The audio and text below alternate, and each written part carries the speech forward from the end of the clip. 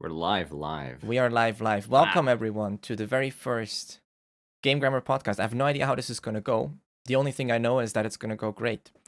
My guest today. Oh, I feel so official. It feels like I feel Yeah. like I'm a radio host. It's pretty exciting. My guest today is yours truly, Chrouya. You can どうも、introduce こんにち yourself. は。はじめまして、クロヤと申します。Hey everyone, I'm Chrouya. I come from the Netherlands and I am currently an English teacher here in Kobe. Nice. And So the reason I have Chrouya on is twofold. First of all, he's my friend, so I get to do this kind of stuff. Like I get to ask him, "Hey, be on a podcast with me," and he is morally obligated to comply. And the second reason is because I think you're a pretty interesting person, you know. And oh, so today, いやい we're やいや、gonna そんな talk. ことないですよ。Oh, sorry. See, he's already turning Japanese. So today we're gonna talk about all kinds of Japanese related things. Welcome everyone in chat, by the way, too. So Kuroge-san, Yasaki, Daniel, Eider, Finn, Daniel again, Soundwave, Ritsu, Johannes Carey, Darkus. Welcome everyone. So first of all, mine and Kroya's education is pretty different. So I want to start there because we're both university Yeah. students. I'm still currently a university student. You're done. But I finished last year, yeah. yeah, you finished last year. Congrats on that. It's very nice. I'm Yeah, aspiring thank to you. finish my studies eventually. But you studied Japanese other than me because I study like science related things at uni. So I've never done language at uni, so it's really interesting to me. So you have a Japanese major. So what I want to ask you first is like what sort of decision making went into like actually committing to like getting a Japanese major? Yeah, all right. So from the very beginning, I actually I started off in high school doing a lot of beta subjects, so math, chemistry, physics, and stuff. So you wouldn't really expect me to do a language study all of a sudden. There's a little bit of a background there because my brother already did computer science, and I was like, I want to, you know, do something else. I was constantly following my brother's footsteps. Mm. The thing I had going for me was that I was very interested in Japanese. Mm. Like probably most people out there are probably would say uh, Like you most start weebs. learning Japanese because anime, maybe manga, Yep. games. So yeah, that's where I started off as well. I started like in high school Mm. watching anime, usually with like English subtitles, and from there on onward, I moved on to reading, like getting more into Japanese rather than homework. But Rather than homework. I uh, like that. so yeah, Japanese was mostly my homework. Hmm. But anyway, let's say that escalated a little bit too much to the point where I was like, well, maybe I want to do Japanese as a major. But before I actually took that decision, I asked my family to go if I could go on an exchange program, and they were very like kind enough to sponsor me for a 6 week Oh, program, okay. That's nice. just to make you like go there and see if it's really something you want to do, Oh, because but by the way, real what many quick. yeah. People are saying my cam is flickering. Yeah, I know. It's because of Discord. I'm really sorry. Maybe we'll find a better solution for next work. Next week. No, next time. It's not too bad though because it's only like every now and again. Just so you know. Yeah.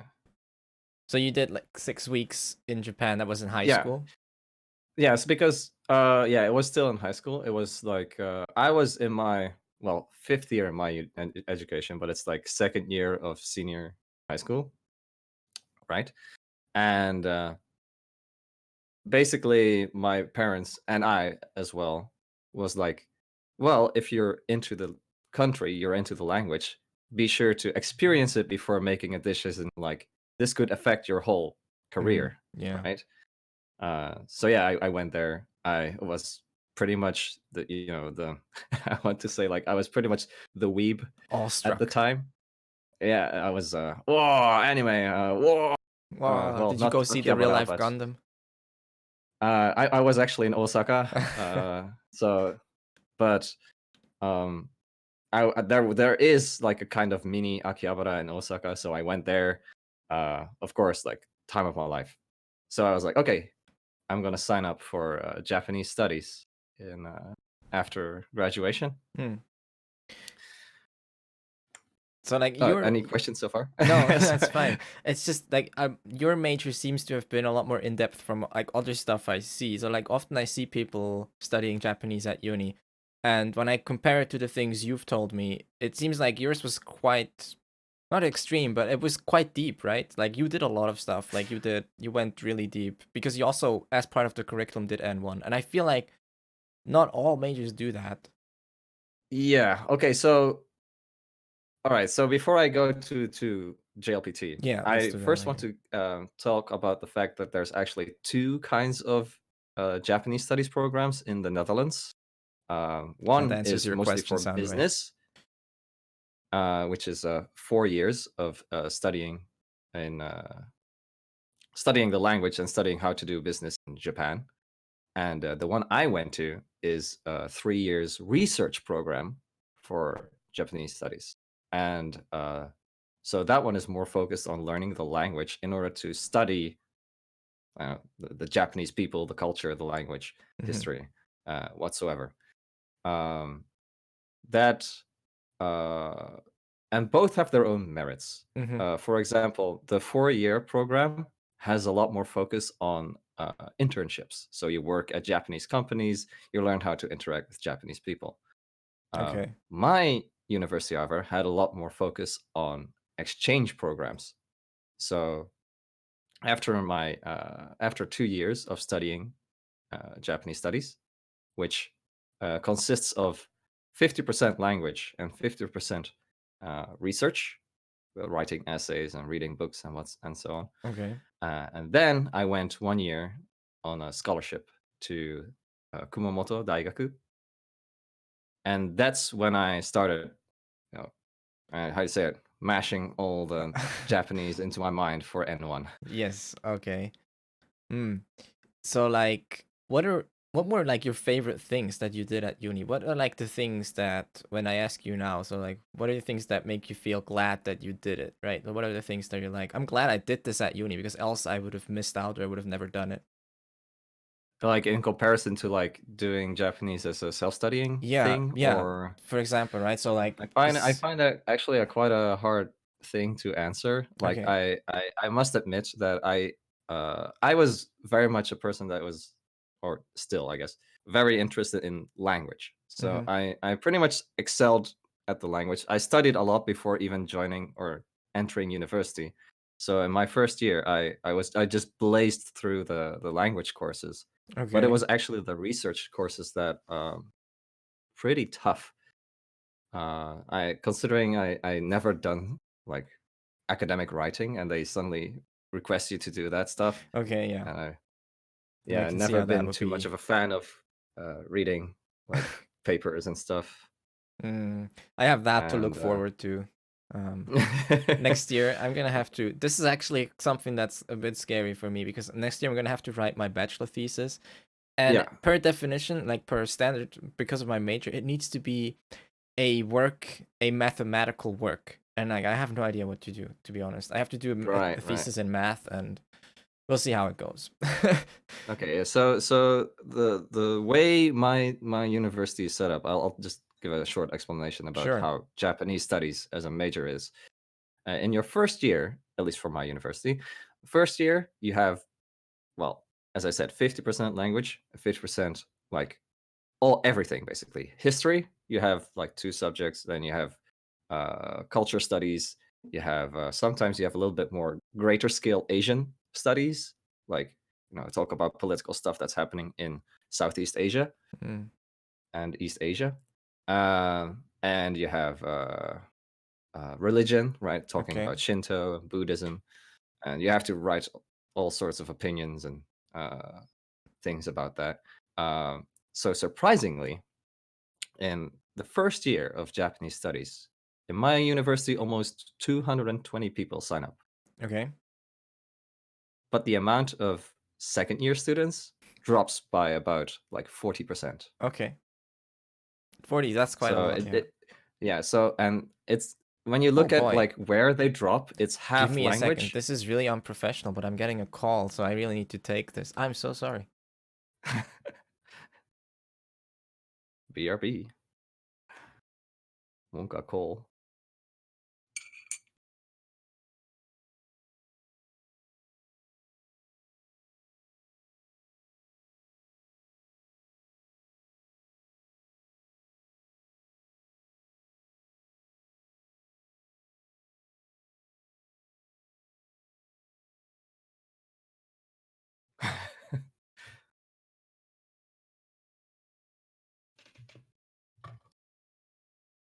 Wait.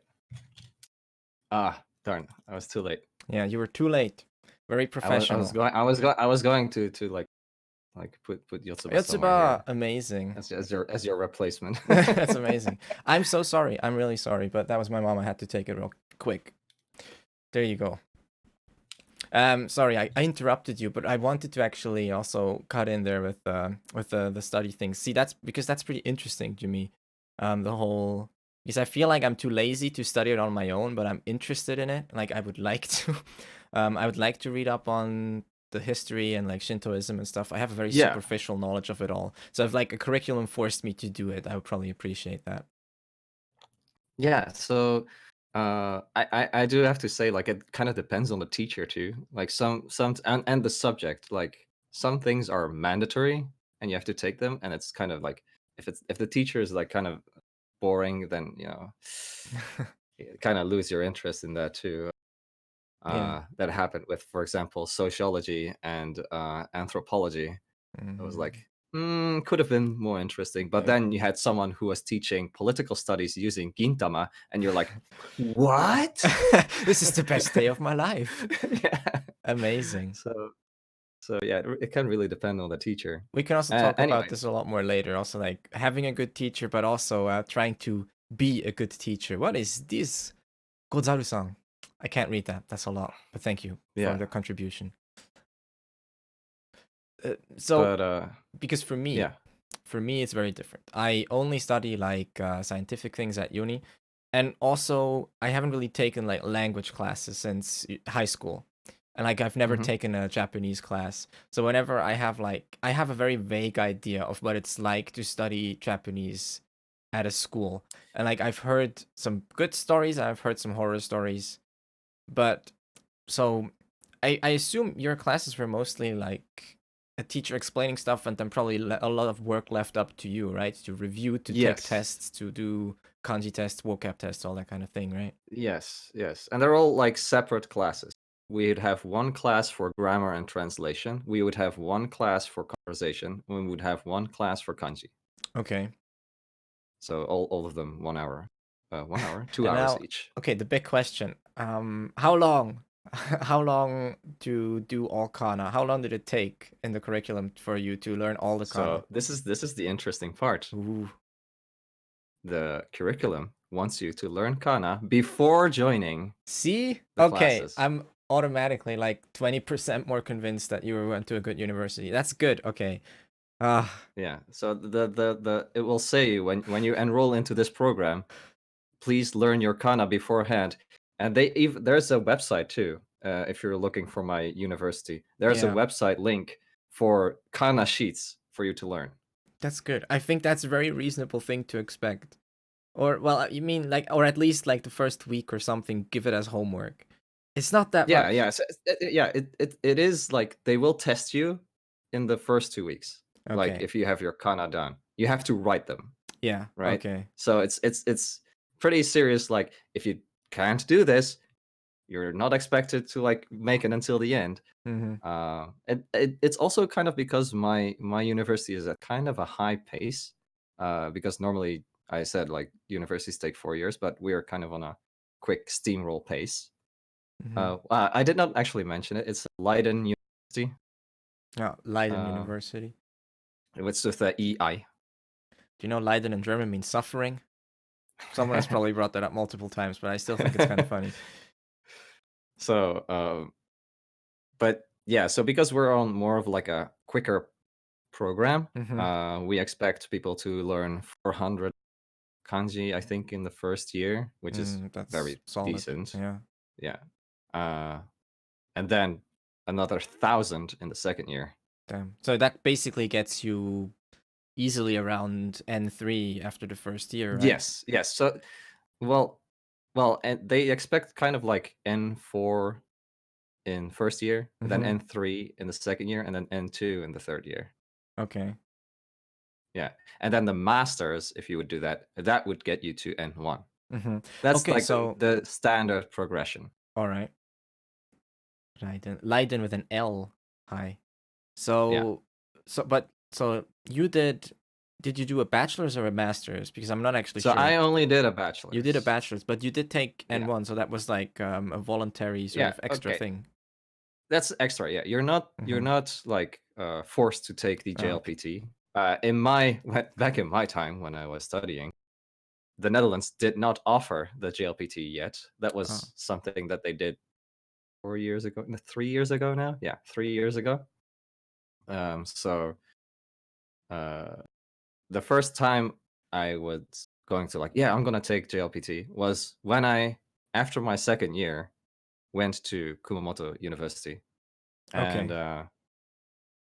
I guess I should talk about how I got to Kumamoto University, huh? Yeah, you can do that. Maybe, Maybe.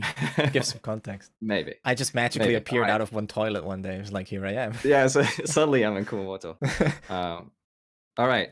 I guess maybe this is a nice way to talk about scholarships, Sure. because as people might know, there are a few scholarships to move to Japan for like a year or even 4 years to study Japanese or to study whatever. Mm-hmm. Um, some of you might have known, maybe new, to MEXT, which is the Monbu Kagakusho scholarship. It's the It's one I a hear the most scholarship that, often. yeah, it's the one that is offered by the Japanese government, and it's a lot of money. It's It's like the cash. they have a they have a it's the best, basically. It's the best out there, but it's also the most competitive. Mm-hmm. And there's they offer a few programs. So one is a full bachelor in Japan. One is doing a master's in Japan, but you don't have to be able to do Japanese to get Okay. that. And there's the Japanese studies MEXT, which I applied for. But you probably do have to know Japanese for? Or Yes. Well, you have to be enrolled in a Japanese studies. yeah, sure. Okay, yeah. Yeah, and whether you get selected probably depends on how well you can do Japanese. Mm. Uh, so, all right. So for me, the most obvious option was, after my second year, I want to apply for the MEXT scholarship for Japanese studies. There's two ways to apply for it. One is you can get recommended by your university, which is just called 大学推薦. Yes. That's very Uh, straightforward. Basically, yeah, University pretty straightforward. recommendation. Usually the people with the top grades get selected. Mm-hmm. That's easy as it. And the universities are usually fixed. So for my university, it was But it's like already Osaka not an option 大学、for me. Okay. 京都大学、福岡、九州大学, and Nagasaki 大学. So those four universities were fixed. And in the case, you also have the second one, which is the 大使館推薦, which is a recommendation by your embassy, Okay. Yeah. Makes sense. which has a lot more requirements, but you get the freedom to choose your own university. Real quick, And people are then the asking. universities will say yes or no. People are asking in chat if you're a Japanese teacher, but Am I a Japanese teacher? that's always hard to give a definite answer to, isn't it? So like, I guess not really, but also kind of yes. Like If I wanted to be like a certified Japanese teacher, I should have finished my master's. Mm-hmm. But no, I'm not a Japanese teacher by career. Profession or career, yeah. Yeah. But we've both like. I am, however, an English teacher. Yeah, we'll get to that. We'll get to that later. Later, yeah. It's always hard to. I feel like it's hard to define But I think when people ask, they mean do you earn your money being a teacher? That's what they mean, right? But yeah, so yeah, no, right? Neither of us Right? earn No, their no, money. no. I do everything I do for Japanese Oh, your is mic cut out. Everything you do for Japanese is what? well, is all free of Oh, charge. yeah. There you go. So How do you say that? basically, Pro bono, pro right? bono. That's very I nice. you learn, I learn.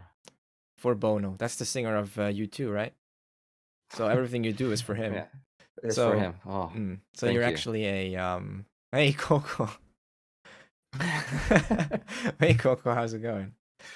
Fill up this channel already. Yeah, I would have thought you did too, but maybe not. To be fair, we haven't been streaming that long. So, right, sorry, I interrupted you there. You were at talking I was about talking about the scholarships. Daishikan Suisen or something. Yes. Okay, so you would think like, okay, I was pretty much excelling in the language skills. I would apply for, the university recommendation. However, the university recommendation needed you to finish all of your first year's subjects in 1 year. Uh But I failed one class. ah So I failed modern history at the time. So I had to retake it the next year, which means I was not eligible for the university recommendation. So yeah, I decided, why not try the recommendation by the embassy, mhm. which my kanji teacher was like, you could probably do it. Nice. It's like, so for that you have to do a lot of things. First of all, you have to do like lots of medical scans. You have to do a heart and lung scan, Okay. and a medical checkup by your doctor or general practitioner. So is that You, just like general stuff, or are they like you better not die on us while you're in Japan, or like just general it's health stuff? It's a bit extreme. It's like, it's pretty extreme, but yeah, they're kind of fully responsible for your health, I guess. okay, Uh, Japanese people want to be zero risk, so they really want you to take that heart and lung scan. okay. Which, when I asked that to my general practitioner, he was like, "What? Why?" I was like, "It just says here, please, please make an appointment." Maybe they have a checklist, right? When someone applies, they're like, "Does he have a lung? Yes. Does he have a heart? Yeah. Yes. Okay. Yes. Okay. Yes, he's good to go. Granted." All right. And sometimes you need like extra vaccine shots, but the Netherlands and Japan have similar climates, so you don't need to have extra vaccine shots or anything. Um, I'm trying to think off the top of my head.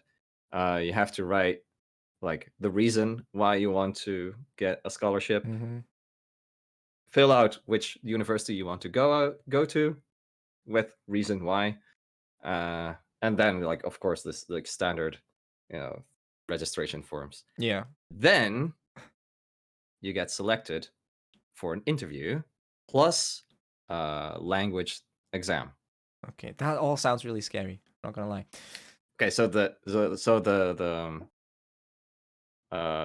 first you do the interview, I think. No, I don't quite remember. It's all the same day though. So you do the interview at the embassy with Japanese people, of course, who work there. So they're going to check if you're not. They're not really checking your language skill, but they're checking if you're worth getting the scholarship.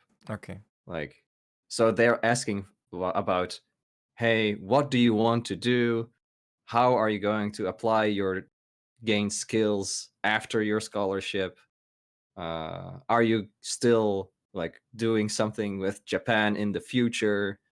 Stuff like that. And they'll generally talk everything in Japanese hmm unless you say like, no, like too difficult. Okay. So, but Then before okay. you move on, like, what did you answer? That's what I'm interested in. What were your answers when they Right. asked you? So when I went to the interview, this is quite a while ago, so it's hard to. Just if you can still remember some of that. I remember being very interested in folklore studies at the time, so I Okay. was saying that, and uh yeah, like just saying like I want to work I want to become a bridge Ooh, between Japan and the Netherlands in the future. wow. So I Little will definitely, after my studies, try and work in a Japanese company. Blah blah blah. My goal is to move to Japan. okay, nice. Yeah, I Things think like they that, probably right? appreciate that. You have to basically it's like a general interview, right? Sure, It's of as if you're course, yeah. going for a job. True. Just appeal. Like, I'll go to Japan and be a bridge baby. Yeah, so I did not really like at the time. I did say like I'm not really sure what my thesis because you have to write a thesis in Japanese. That's even scarier. Yeah. So they want you to have some kind of a research subject in mind before you leave.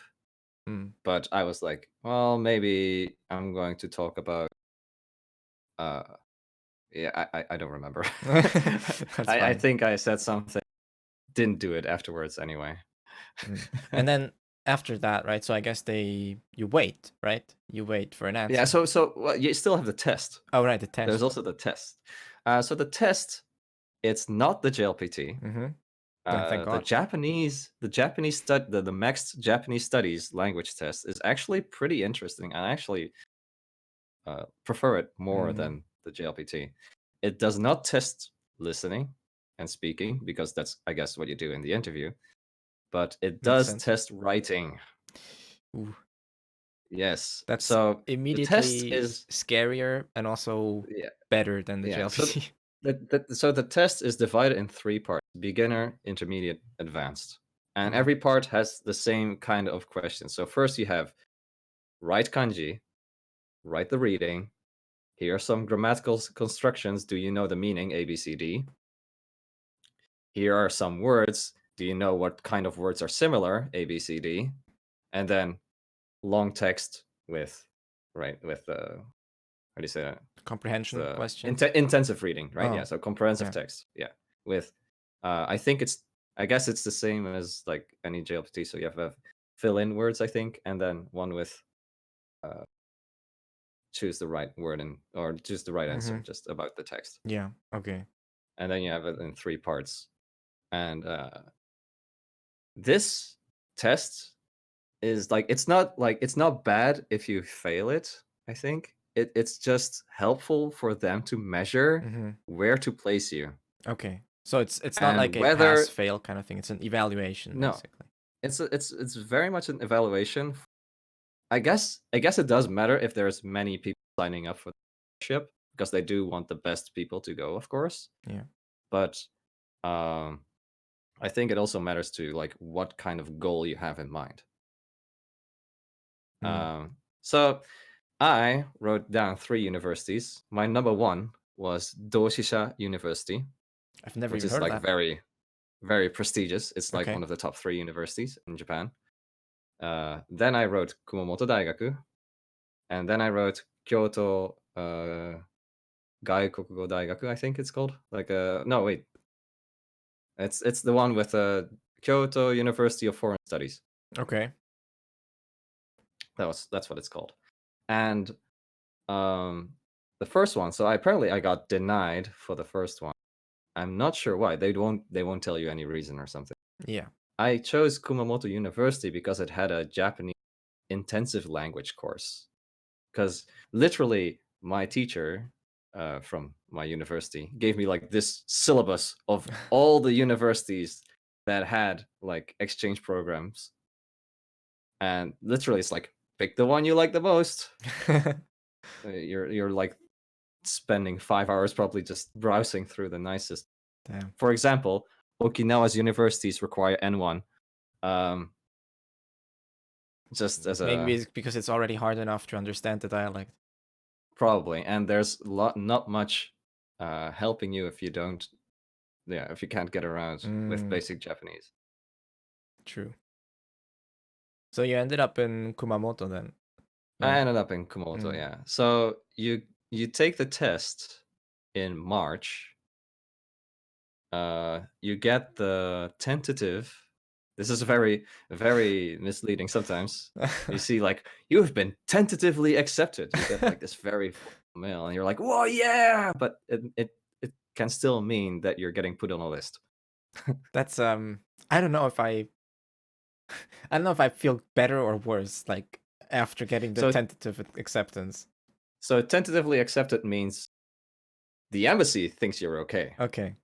but the Japanese universities haven't responded because they sent like yes, okay, they send it to the Japanese government, and then the hmm government is gonna figure like yes, no, who knows? Yeah. It makes me think like, would I prefer getting a tentative yes followed by a definite no rather than maybe just a definite no? You know what I mean? But I think it's generally yes though. Like Okay. there's not many cases where you get 10 and then say like, well, sorry, you didn't make it after all. Ah, okay. Well, if it's I don't only think. like a few cases, then I get why. Yeah. Makes sense. So and then fast forward. Yeah. So since September I left. I did things. Good old things. Love them. Do them every Yeah. day. I was pretty much doing Japanese all the time. Like Mm-hmm. it was Japanese intensive course for a reason. Like I think I took 14 subjects a week Oof, that are about Japanese. that's a lot. Yeah. So yeah, it's like reading A, reading B, kanji A, kanji B, presentations, speech improvement. Because I was in the higher level. mm-hmm. It was all about like perfecting speech, and this is where I started to get a really fond like interest in uh, linguistics, Mm-hmm. right? So that's why I don't know. I got into. I switched from folklore studies to phonetics, Okay. linguistics, and Nice. dialectology. Mm. Uh, so there was a really good teacher who was teaching the basics of Japanese dialects, and it really got me hooked. But in order to understand dialects in Japanese, you have to be really good at phonetics first, Oh, yeah. Okay. because to understand why it's changing and stuff, Mm-hmm. and language history. So yeah, that was really cool. The language subjects you do with exchange students. So you'll usually be with, if you're in Japan, 90% Chinese people. Well, no, 80% Chinese people, Mm-hmm. then 10% Koreans, and then the rest are like A mixed European bag. American. Yeah. Mm. See, but like Uh, it's things like these where that's what makes me feel like that's what I've missed out on. So, courses like these ones, like intensive study, you go into phonetics, you go into yeah. linguistics. Um, Yeah. which of course, I mean, it makes sense. It's not something that most people study on their own, I would say. I don't think there's many Yeah. self-studied linguists out there. Um, It. at least not ones that are on top of Mount Stupid, as you say so nicely. But yeah, um, so these are the things where when I hear it, I'm like, that would have been cool. I would have liked to do that because now I feel like I can scratch the surface, but I probably cannot like really dig Yeah, into it. it's really nice when you have guidance from a teacher who is like very skilled in like for example, this is just a different example, but one of Mm-hmm. my teachers in the Netherlands was a linguistics teacher, and she wrote lots of essays and papers and books on the Altaic hypothesis that Japanese is a part of the Altaic language branch. You Okay, can look it up on Google if you want, I'll take. and you'll see my teacher quoted in Wikipedia several times. That's pretty And that's nice. really cool. Yeah, Like they're actually very good.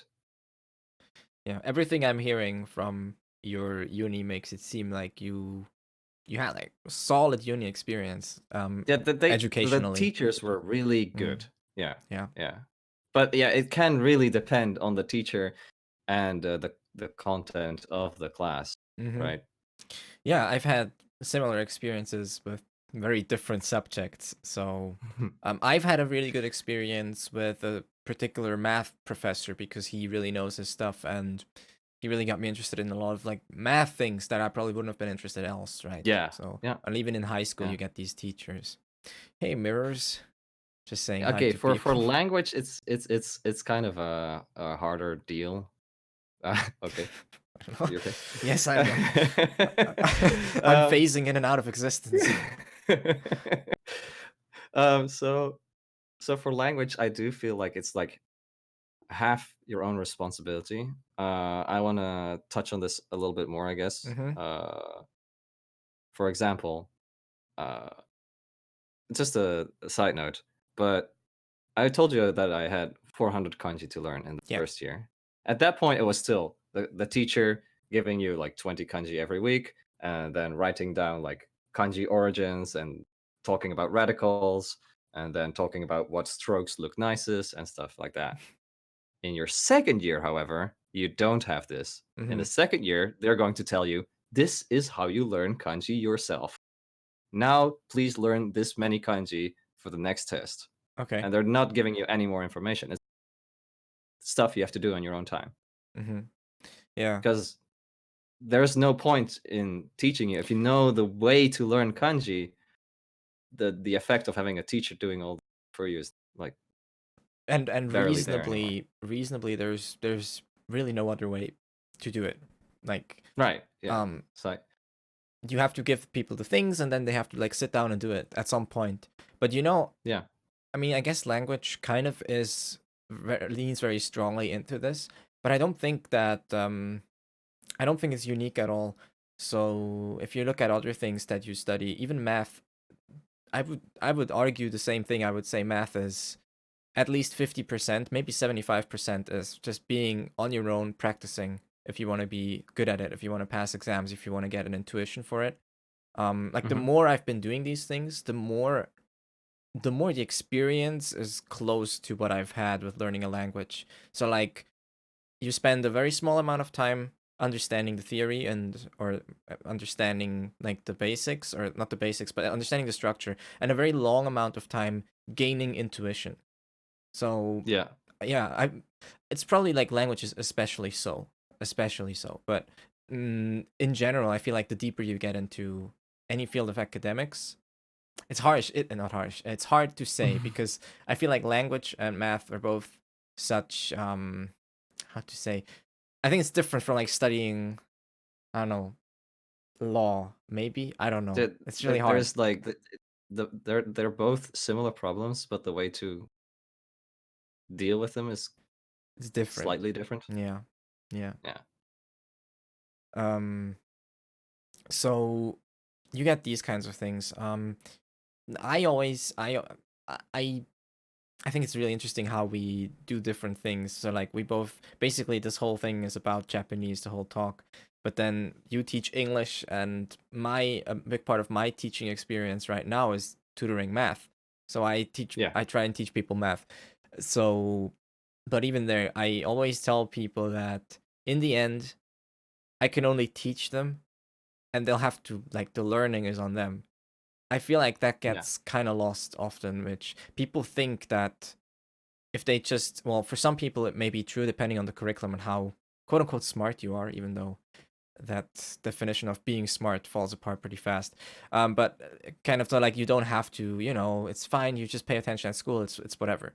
But I feel like if you're getting Hmm. serious about something like university level education or language, um, a lot of people underestimate how much of it is left uh, up to themselves to do, right? Yeah. Like people think that the key is to find the best teacher, but the key is more like to work the hardest kind of. I don't know. So like To people get the think, best motivation. yeah, we can talk about motivation as well later on. Um and that's really interesting to me as well, like motivation and its downfall. So like people think that oh, you have to have a teacher, or like people think the fastest way to learn Japanese is to maybe have a native teach you or something like that. But the focus is always on like having a teacher, having someone else do it. Kind of like that's like the Yeah. thing people go to, like, oh, I need to find someone that can help me do this, or which is fine, Yeah. and that helps a lot. But a lot of it is just very very it's just a very very long journey of very small steps. Yeah. So I think in like when we talk about teaching terminology, it's Hmm. called external motivation. So like a teacher is external motivation because you're usually spending money, so you want to, you know, get something in return out of it. Yeah, But that can only last for so long, right? sure. The So money as well. Yeah. Um. Well, I guess I when I'm talking about the fact that I got N1 back in 2014, I kind of do want to credit that most of it got from my teachers, though. Yeah. But I kind of want to blame N1 for being like that, though. Blame uh, M1 for how good you are. no, it's blame N1 for how it's mostly old structures that you're usually just going to see in an N1 book, Mm, and not much outside of it, mm. or at least in the moment of learning for the N1, I guess. And also, learning for something like N1 is fairly straightforward. It's like a very directed effort, I feel like, at some point, right? Yeah, Once you reach yeah, a certain point, you have a pretty good idea of what it is that you need to do. You're just sitting there like, I'm gonna study for N1 today, specifically reading. These are the texts, these are the questions, and you just go for it. It's a yeah. pretty directed kind of thing, kind of work ethic, compared to Okay. working to Mhm. such a goal like fluency. That's always such a vague kind of thing, trying to achieve Yeah, yeah. fluency in It's something. And where is fluency? Where do you like? Most people agree that there's no line. Well, some people yeah, don't even think of that when they get started. A lot of people don't think of it, I think, or a lot of people underestimate how vague the idea of fluency is when they get started with a hmm language. Like, I want to be fluent.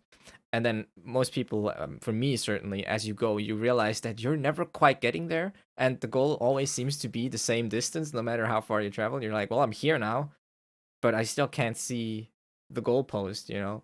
yeah, So, yeah. No, that's definitely the case. Uh, so for the people in the channel who are trying to learn for JLPT, I would probably you'll hear most people say like always try to get at least go for N2 or N1 because they actually have like a value in terms of trying to find a job or anything similar to mm, that. But in terms of like learning the language, it should be a milestone, but it should not be the end goal. the end goal? Or Ha! yeah, Okay. like yeah.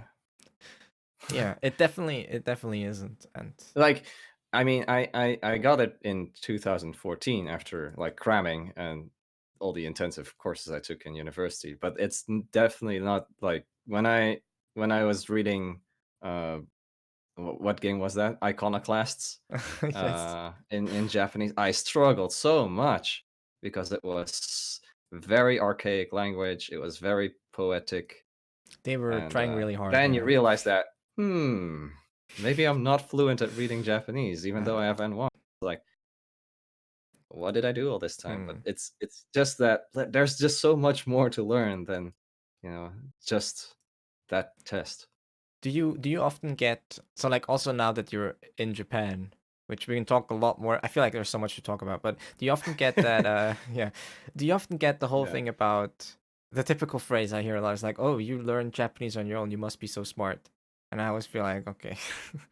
Like, do you often get people like calling you smart? And I often hear it in conjunction with such things like, "Oh, I could never do that." Well, it kind of depends on what kind of environment. Hmm. Lately, I'm not really in that kind of environment anymore where people are going to talk about, oh, you can do Japanese because, Yeah, uh, it's Japan. well, I'm in Japan. Uh, well, I of course I As get the optional, not optional, the eventual Japanese person 日本語上手ですね。saying, 日本語上手ですね. Whoa. And then of course inside you want to say, dude, I have N4. I've studied for like 4 years in university. Duh. But You uh have N4. yeah, yeah, yeah. そんなことないですよ. Yeah. I mean it's kind of true because when you look at me writing kanji, I'm like, how do you write Oh this gosh, again? don't make me write kanji. Don't. I'm actually trying how do you to I'm how actually do you trying write to learn no, it. how do you write Jozu? 皆さん、打つという漢字知ってますか？ Yes. No, but yeah, actually I often get the question, why Japanese? Why not Indonesian? Because you're half Indonesian, right? Why Yeah. not Indonesian? I'm like, because I like Japan. Yeah. You know, I don't know. It really depends on people you talk to. 打つ。For example, I've been networking with translators who are way above me. So Mm. That's at pretty that point, cool too. I'm more like I'm still so like this much experience in that area. I don't feel like I'm good at yet at all. Mm. So I okay, There's either brings up a point. I think language is just a tool for understanding people. The purpose of studying a language is not just to be good at it. I feel like yes and no. I don't know. It's hard to say. Of course, like, because how do you define just for the purpose of being good at it? Because in a vacuum, there's no way to measure that. So you have to sort of interact with the language, aka the people, the culture, to even measure if you're good at it, right? So I feel like automatically you the two things are just like too connected to even take apart, right? You can't be like yeah. you have to you interacting with the language is interactive with the culture is interacting with the people to some degree. Even if all you do is read books, that's still like that in a way, right? It also really depends on what you want to do with the language, Mm, right? true, true. So I always see it's either people who are very good at kanji and very good at reading, or it's people who are very good at talking and very good at like communicating. Mm-hmm. It's not to be mean, but it's I often see like there's usually just one or the other.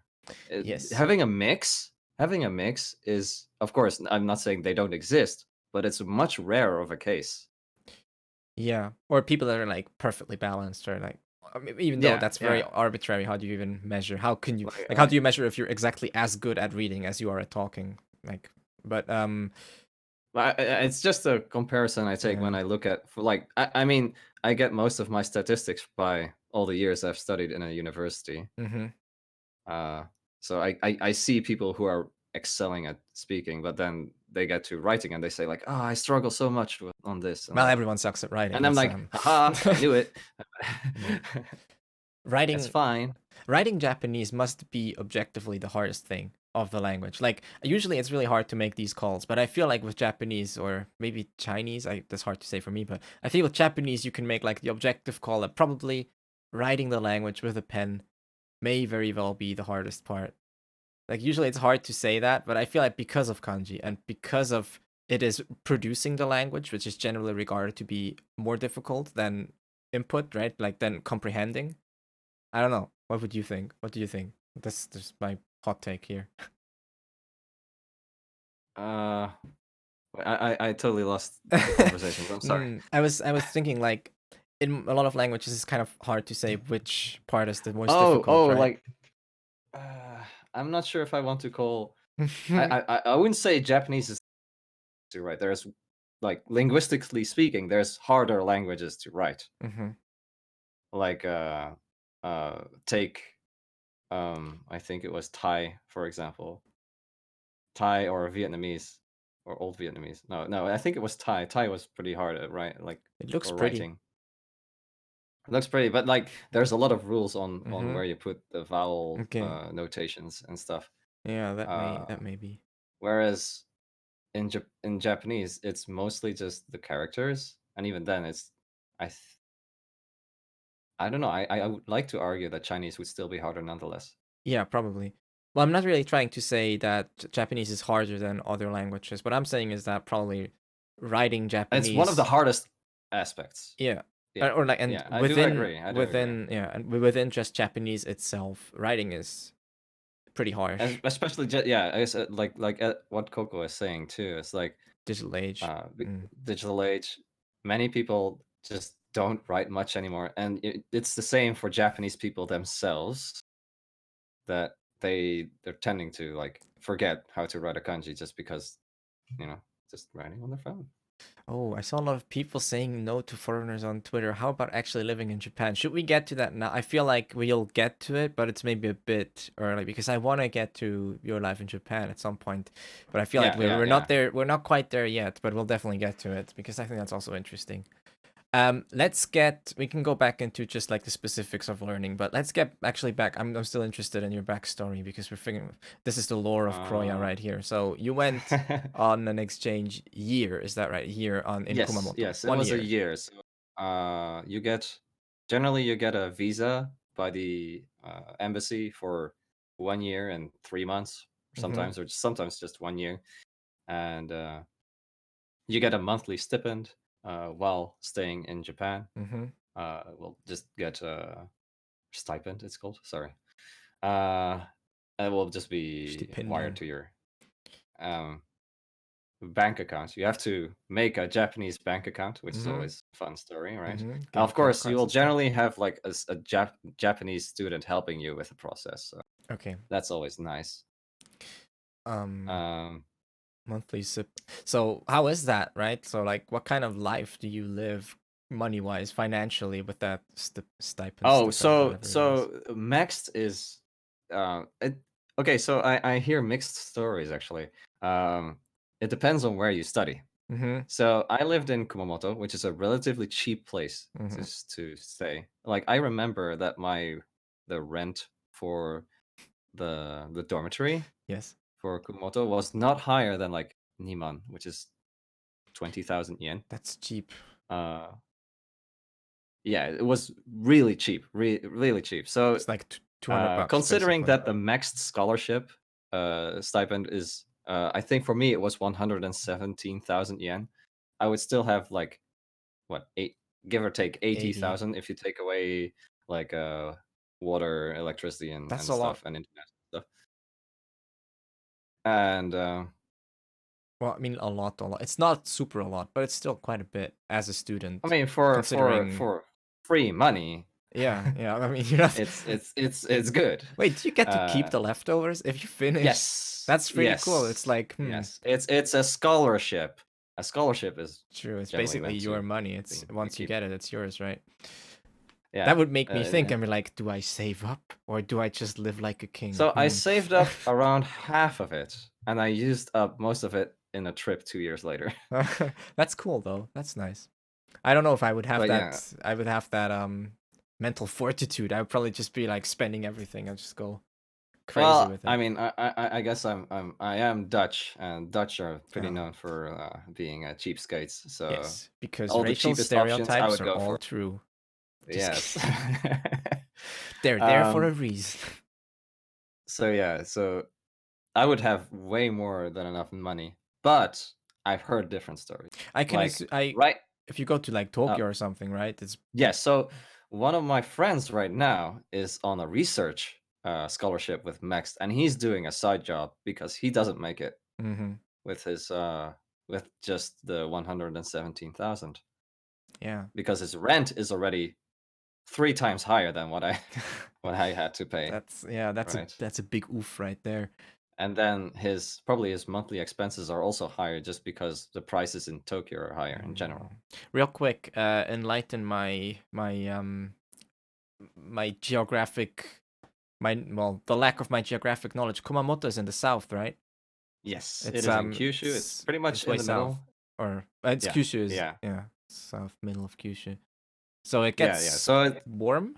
Is yeah, pretty warm. it's hotter than usual. Hotter than usual. Mm-hmm. It doesn't feature as many, I want to say, natural disasters. But then you have the earthquake that came Kumamoto 1 year featuring later. earthquakes. So Mm.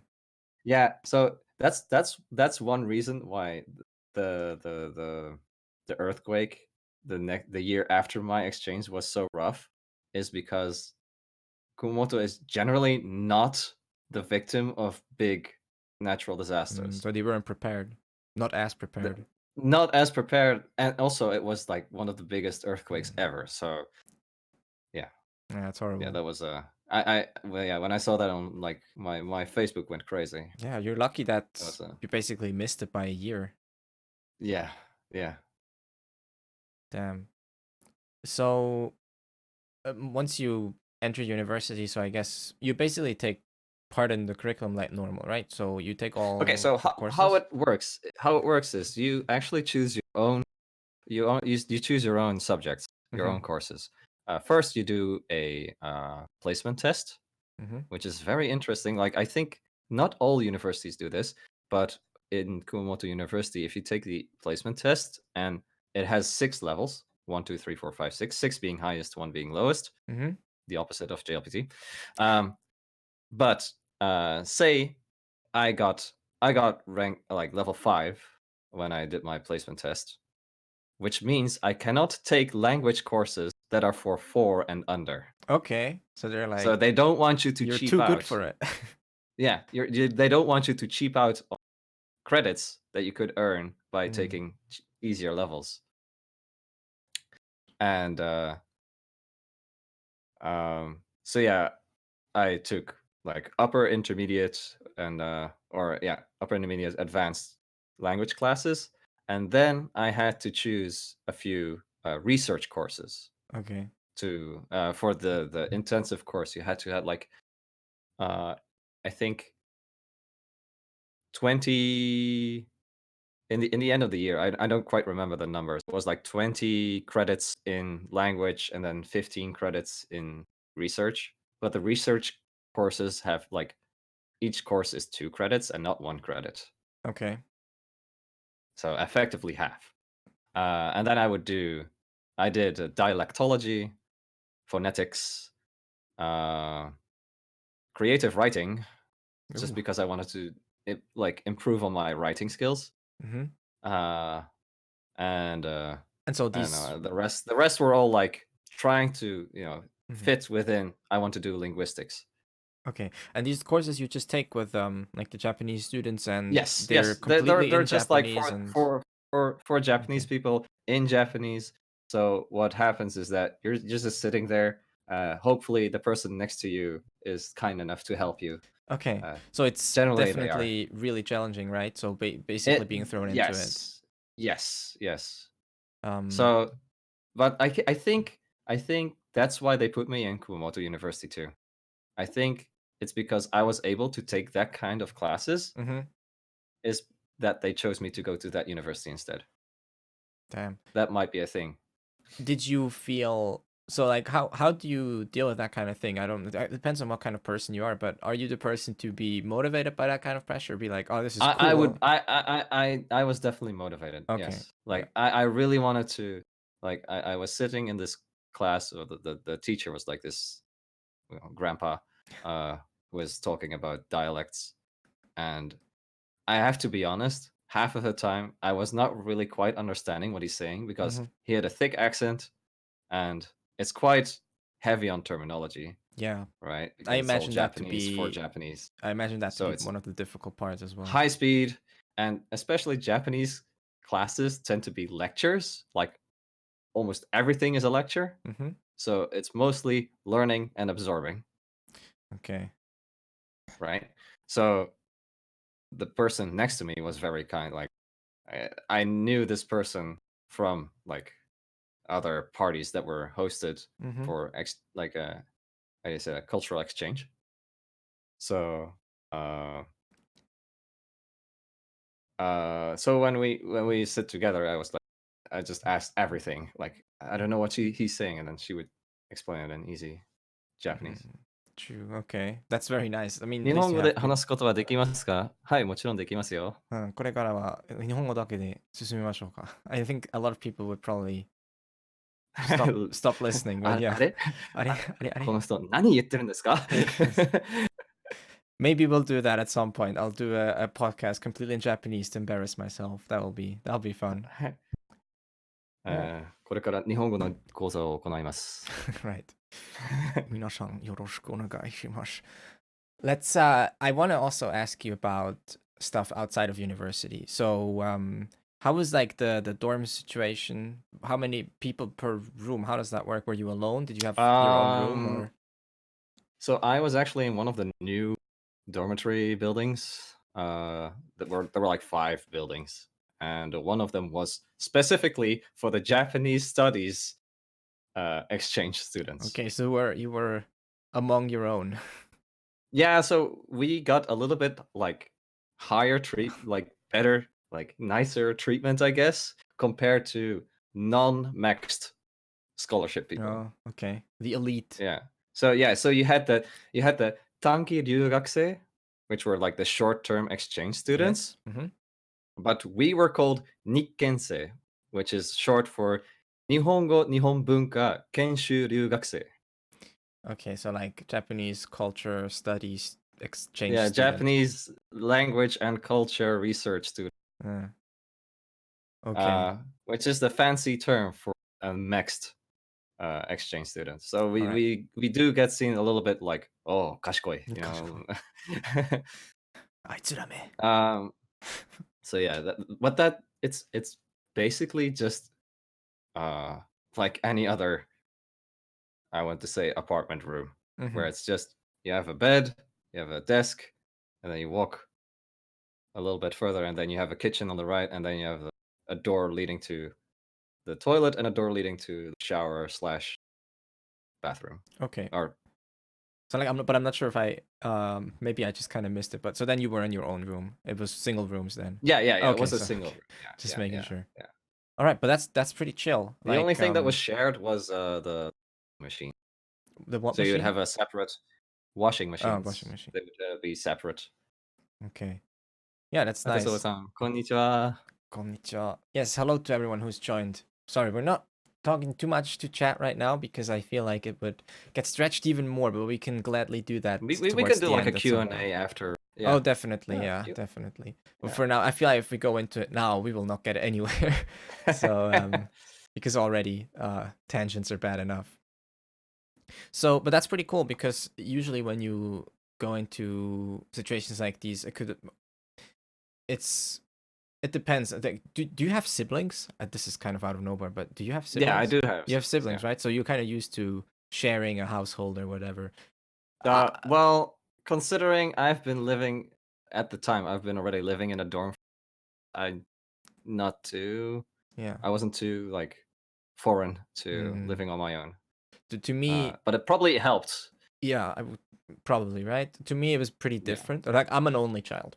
Right. I've spent a lot of my time alone. Sounds really sad. I'm basically, I was in a cage. No, but I've spent a lot of my time basically by myself. When I'm at home, I'm generally used to being by myself.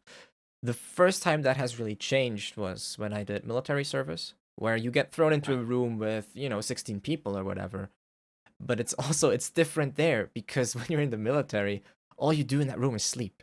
So it's like whatever, you're so busy, you don't have time to feel like it's like I never felt awkward in the military because you don't have time to feel awkward. It's like you spend all day doing shit and then at the evening you're so tired you come into your room after showering at 10. It's not like it's not horrible, but um so like you come to your room, maybe you talk for a little bit, but generally most people are tired. It's like 10 or 11 and you have to get up at Yeah. half past 5 in the morning.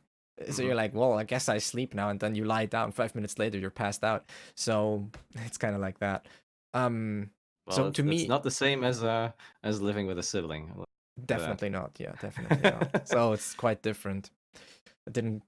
Do you mean me? I did get to bond with people. You get to bond with people like throughout the day, but it's usually not. It doesn't happen in the room you sleep in because that's just you sleep there. You don't spend that much time in that room. It's just sleeping, and the rest is outside. But of course, you bond with people while you do the other stuff like walking and all this. But let's not talk about military stuff too much. That wasn't really the point of this tangent.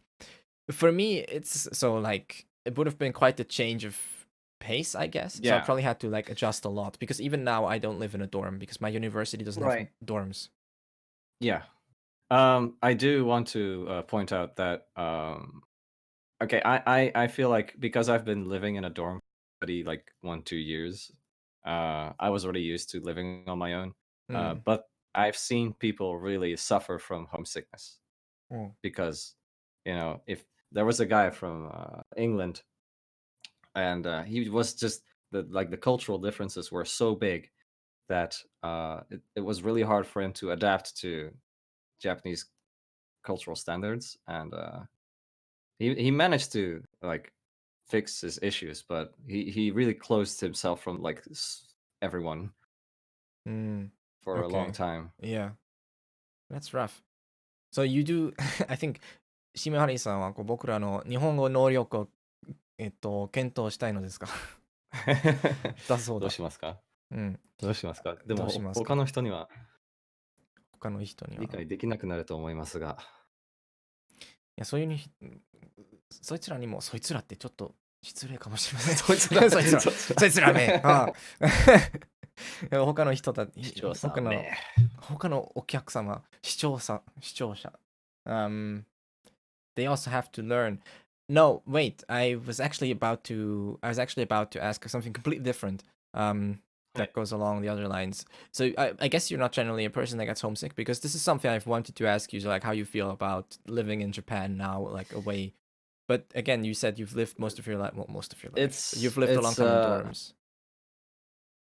yes, but I do have to say, like, it does get to you. And not just during my exchange year back then, even now. I can Like, imagine. it's not homesickness, but it's like the strong sense of loneliness in general gets to you. Yeah. Mm. It can get to you. It's just, but that's just, human. I No, of don't know course. how else to explain I it. think it's different from person to person. Yes, yeah, definitely. Like, because I'm pretty much, I'm a netizen. I'm a person on the internet. Like, I can have most of my social needs through the internet. Yeah, I think we're But very similar in that regard, because me too, I don't tend to feel very isolated, or I don't tend to get a feeling of loneliness, or don't experience it very negatively, yeah, where I can be pretty isolated. I'm pretty happy with that. And I feel personally I don't struggle that much when I have to interact with people, but I don't really go out of my way to do it.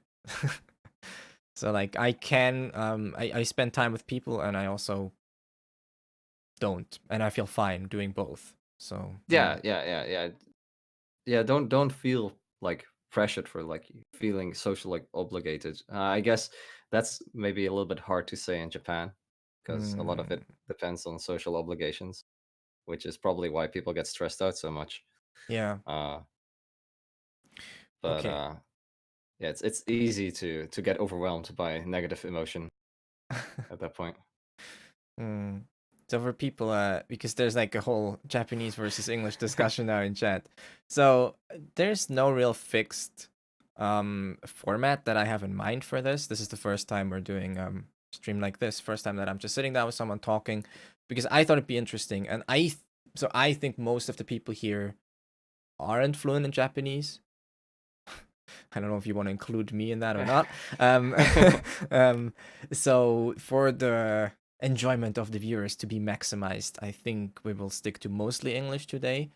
But Yeah. what we can do is later on in the when we do Q&A for a little bit, we can answer Japanese questions in Japanese. Like I don't mind that, or to talk some Japanese. But for now, because also I think because you have a lot of interesting things to say for people Mhm. that maybe are learning and are thinking about what they want to do with their Japanese in the future. So I Oh think it's yeah, important for them JLPT is to. tomorrow. Yeah, JLPT is tomorrow. Is everyone ready? Are you all ready? What are you doing here? Um, あ、so な yeah. んかね、後で日本語で喋っても OK なんですけれども、最初の方は、あまり決まった形はないんですけれど、Hmm. とりあえず、なんていうの、この雑談雑談あ、を雑談。会話最終的には、英語にやってて、その後も日本語で大丈夫な、日本語の質問はいつでも OK です。うん、そうですね。はい。So this was sorry, I'm trying to like place the stuff chronologically. So you spent the exchange here was your second year at university, or your third? So you did So, 1 year and yeah, then so exchange, one and one a half, year, 2 year, then then exchange. exchange. Usually it's like the Mm-hmm. third year, and Okay, so you do third year. So that was before you did N1, right? because you have to apply in March, Yeah. but then you're still in your first year, so you don't know grades yet, which means you're Ah, probably not going to be eligible. okay. So it's definitely going to be like signing up in your second year. Hmm. Okay. So, And you can but also, sorry if this is made a little bit of a tangent, but if you yeah, can king of tangents. discuss this with your teachers, you could ask to delay your graduation so that you can do it like before or after writing your thesis, Mm-hmm. Okay. That's depending on the results, okay. That's right? interesting. Because then you still have to get like accepted by the MEXT. So from what I hear, my university is pretty picky about what kind of courses they give you credits for.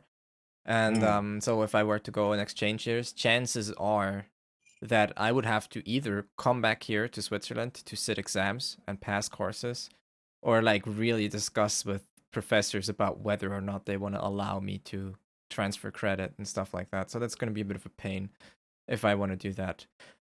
Okay, But so I have much larger problems than worrying about that right now. So okay, so there's also that's maybe something I do want to touch upon is Mhm. the fact that I did this exchange year, but I did not exchange it for any credits. Okay. So this what I did was completely extracurricular. Okay. I Okay. That's interesting. so I the thing is I could have counted some of it for my third year, but it ended up not being enough to fill a whole like block anyway. So I just did my third year All right. and then just put it as extracurricular on my diploma. Uh, that's fine too. Yeah, that's fine too.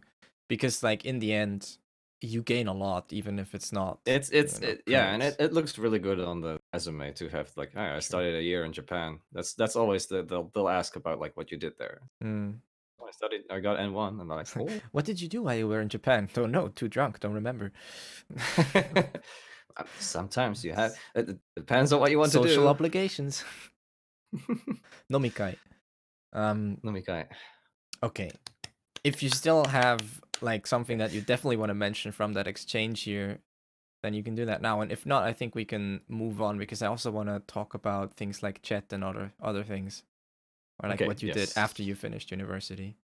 Right, yeah. Yeah, because So, I wrote a thesis on Japanese learning in anime resources, uh-huh. and then back in the Netherlands, I wrote a thesis about dialect translation in a manga. Okay. I'm Yeah, I'm that's a always very interesting to me where I'm how I'm a you weeb, but I'm a professional weeb professional weeb. researcher. A Okay, certified, you're a certified weeb. certified weeb. Yes. Certified weeb. Put that on your business card. Yeah, that's always interesting to me how you deal with how you translate dialect, whether you should translate dialect. It's really tricky, right? Yeah. It really depends on the media. It depends on Yeah, wanted to. It depends on the free. Depends on depends. Yeah. what kind of feeling you want to bring across. That's really the most important thing, right? Because obviously there's no it's not like dialects have mappings from one to the other where you can say like, oh yeah, so Exactly. But you have to make decisions. yeah, you have to make decisions. So like, oh well, yeah, like Osaka Ben is like, oh yeah, that maps directly to I don't know, like northern London accent or whatever. That's not how it Yeah. works. So people say like Cockney. Cockney. Uh, yeah. Yeah, yeah, maybe. It's really hard. What It's you written like that in another thesis. what It you maps mostly to Cockney English. interesting.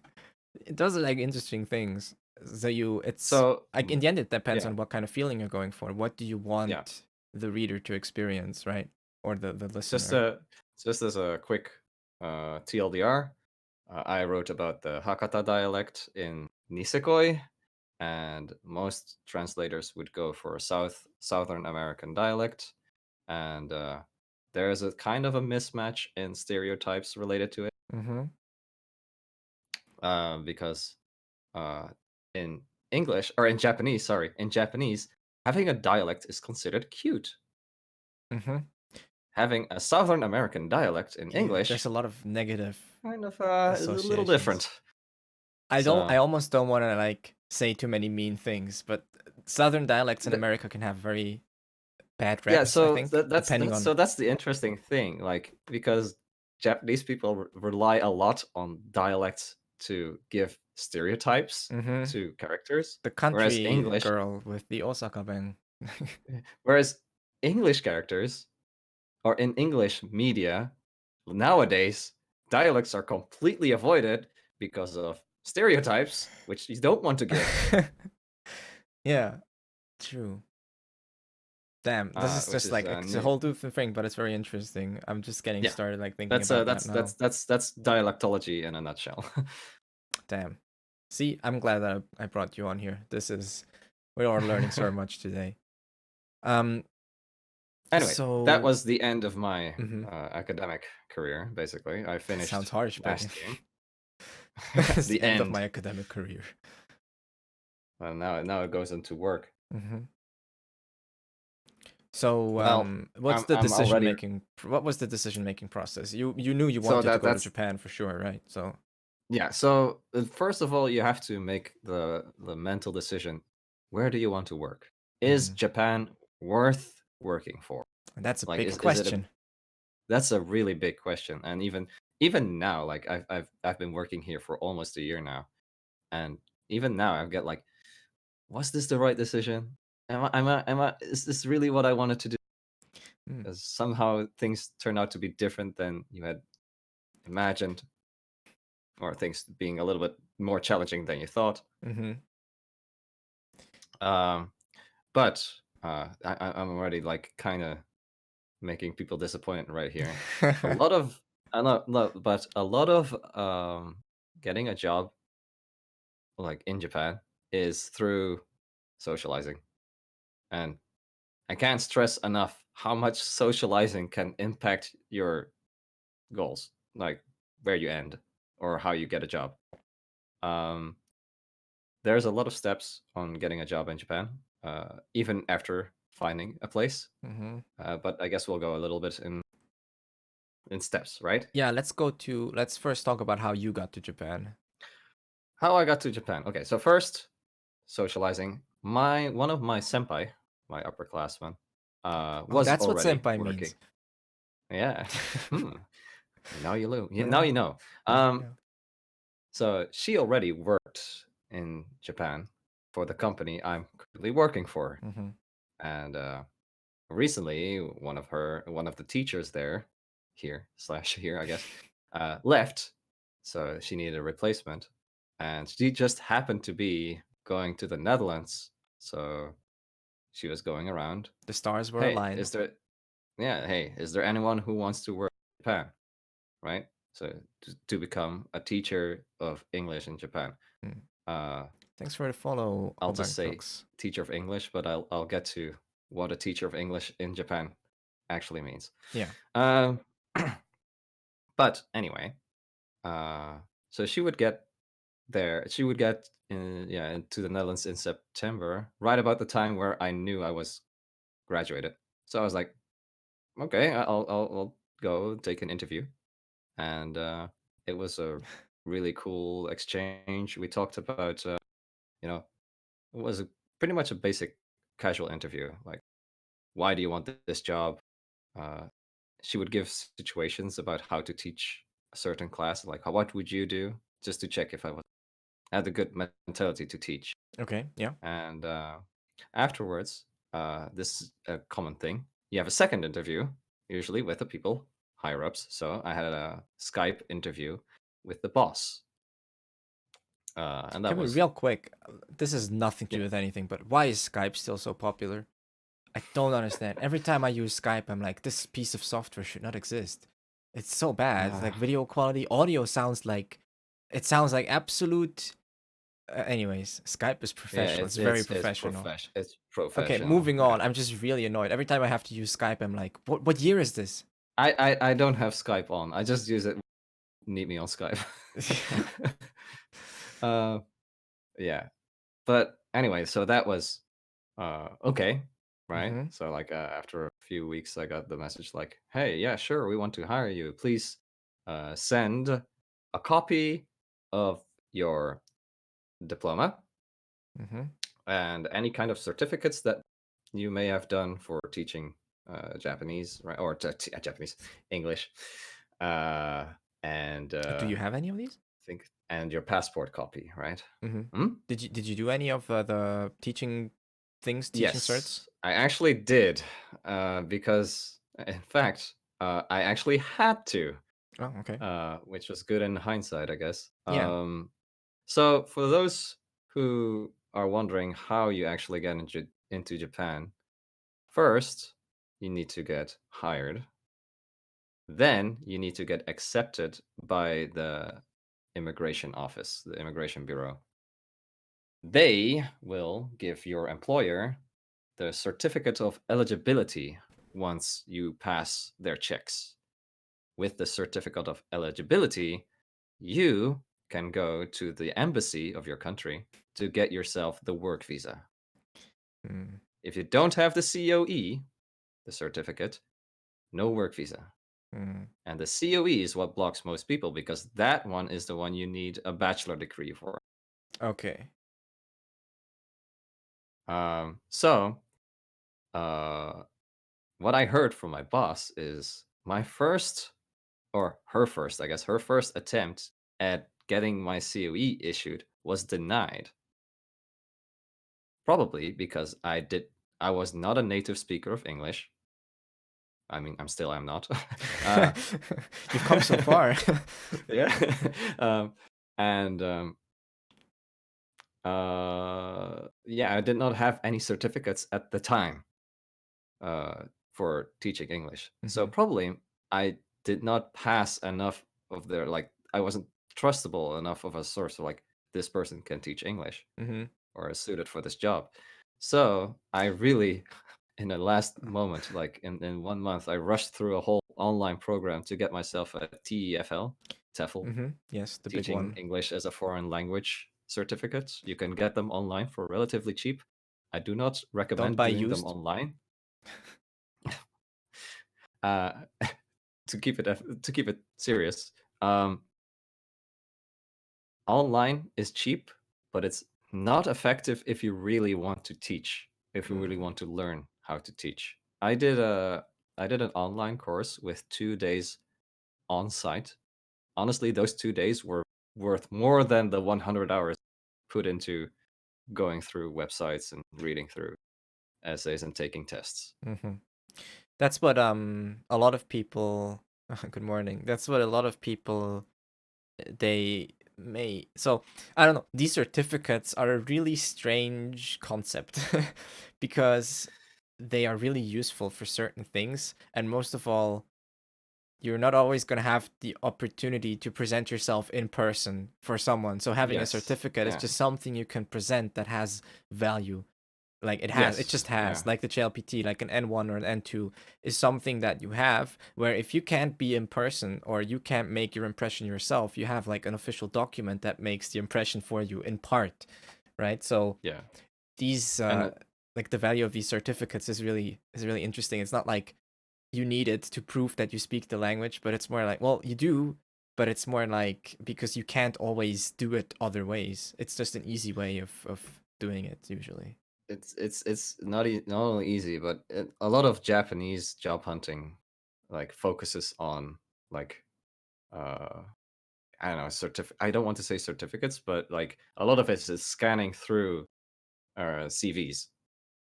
Mm. Uh, but like, because they'll check if you have any certificates, and maybe if you have them, you're probably gonna be put on the priority rather than someone who does not have that Mm. certificate. Yeah, so Cephason, That's usually the extent of how much a certificate helps, but it's a lot, yeah, right? that's already huge, basically. Well, Yeah, it depends, right? that's pretty big. It gives you the Uh, opportunity to at least make your own impression, and after that, it's up to even if you. the Like, certificate itself did not give you that much experience. mhm. Bragging rights, online bragging rights. Um, Yeah. what kind of So yeah. what kind of rep does the JLPT have in the Japanese industry? Is it Okay. over? Would you say that people overestimate the degree I or think degree like cert? I think Sefazon in the chat is probably more experienced in, like, how evaluation of the JLPT goes. Hmm. Because my JLPT was never checked. Okay. uh, I'm just that also kind of, it's also because I'm an English teacher and not Japanese. yeah, I guess. Uh, Nice.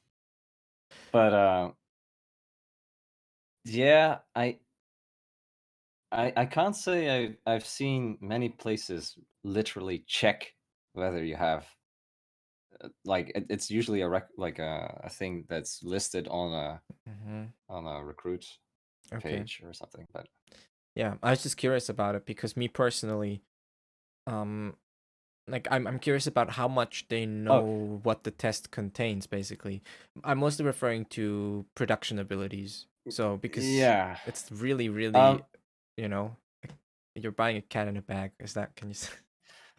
it's also when you for example go to gaijin pot or like go for look for jobs. Actually, the amount of jobs listing N1 is actually pretty rare, Mm-hmm. to be honest. Unless you're doing like a lot of like office work with high Japanese proficiency required. But generally, they don't need foreigners that are like that high proficiency in Mm-hmm. Japanese to begin with because they want to hire usually their English skills or All right. whatever. Yeah. So That's yeah, also why it's kind of sad. I see you've probably seen this as well. I think we've been in Discord chats like together at the time where, or like in text where people talked about wanting to become some really specific things in Japan. Mostly, I think the prominent one is like wanting to become a teacher, like an official public school teacher in Japan as a foreigner, yeah, and that's like yeah, really tricky. This is really hard to get into that. So like if it's not a private school or something else, it's like certain yeah, jobs is pretty hard to get into, right? right. So there's a if we're going about job types that we can do. Uh, I am what is considered an eikaiwa teacher, which is officially translated an English conversation teacher. Mm-hmm. I'm actually not I'm not a teacher by like official occupation, uh, which also means I do not need any credentials to have like teaching skills. Mm-hmm. Uh, the visa type is actually different if you are in fact an official instructor. So you're Mm-hmm. always going to be with eikaiwa. You're always going to be like basically assistant level. I feel like a lot of people don't know this when they first start. A lot of people think that when you go to Japan as an English teacher, that the vast majority is eikaiwa, ALT kind of stuff.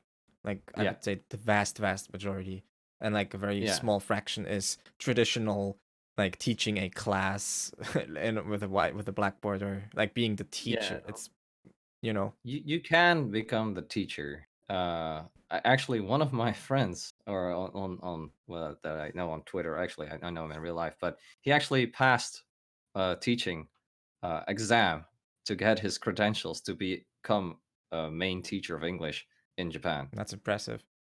Because that exam is in Japanese. Yeah. So when if you want to go, Gotta that's not an extra mile. That's an extra Yeah, that's like if you're light year. really dedicated to teaching as Mm, your main career. But well, this is going to be the warning, right? And you've read it probably most everywhere, or maybe on Reddit slash Japan Life or anything. But Eikaiwa slash ALT is generally like low bar entry to Japan. And most people that you know or that are going for Eikaiwa slash ALT are people that are either looking for something better while they're doing it, or they're just temporarily escaping their own country to do something in Japan. yes. It's it's very true.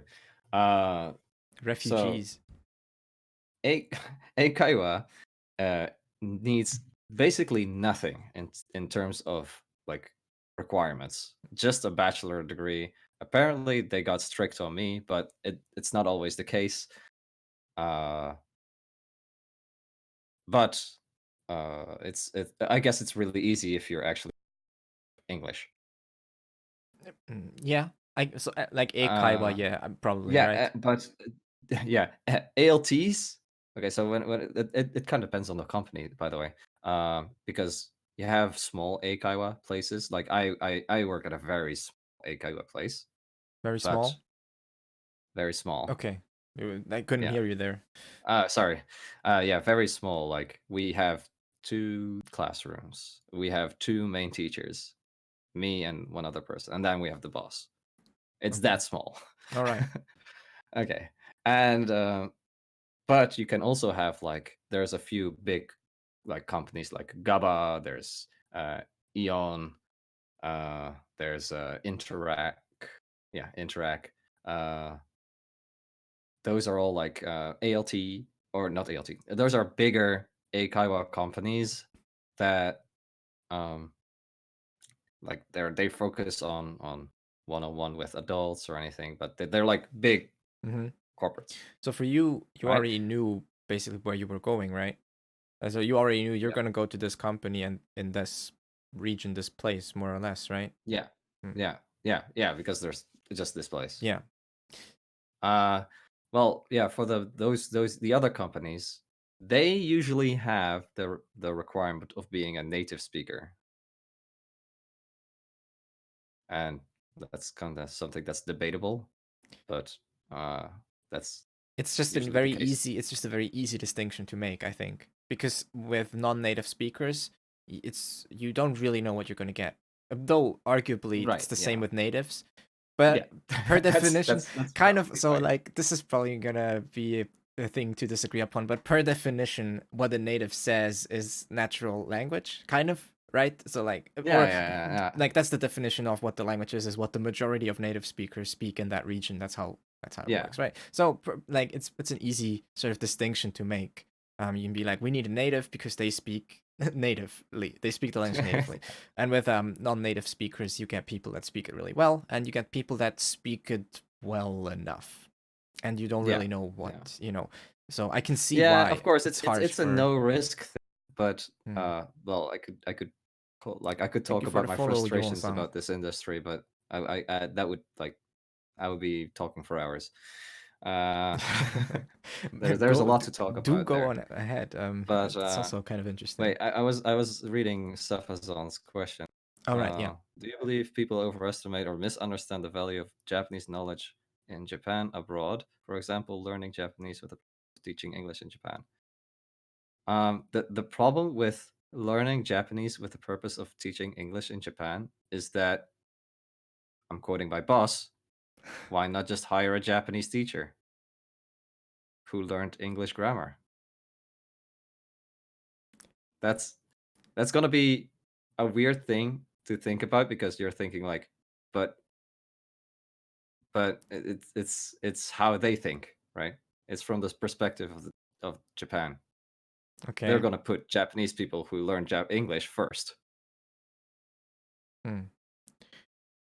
Is it So over like yeah, it's hard to say though. Like honestly, okay, so this is one point of frustration that I want to share. I learned Japanese not really for the purpose of teaching English in Japan, but I would find it really easy to teach English in Japan by using Japanese.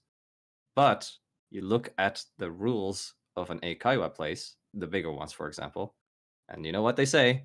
no Japanese. No Japanese. There you Yes. go.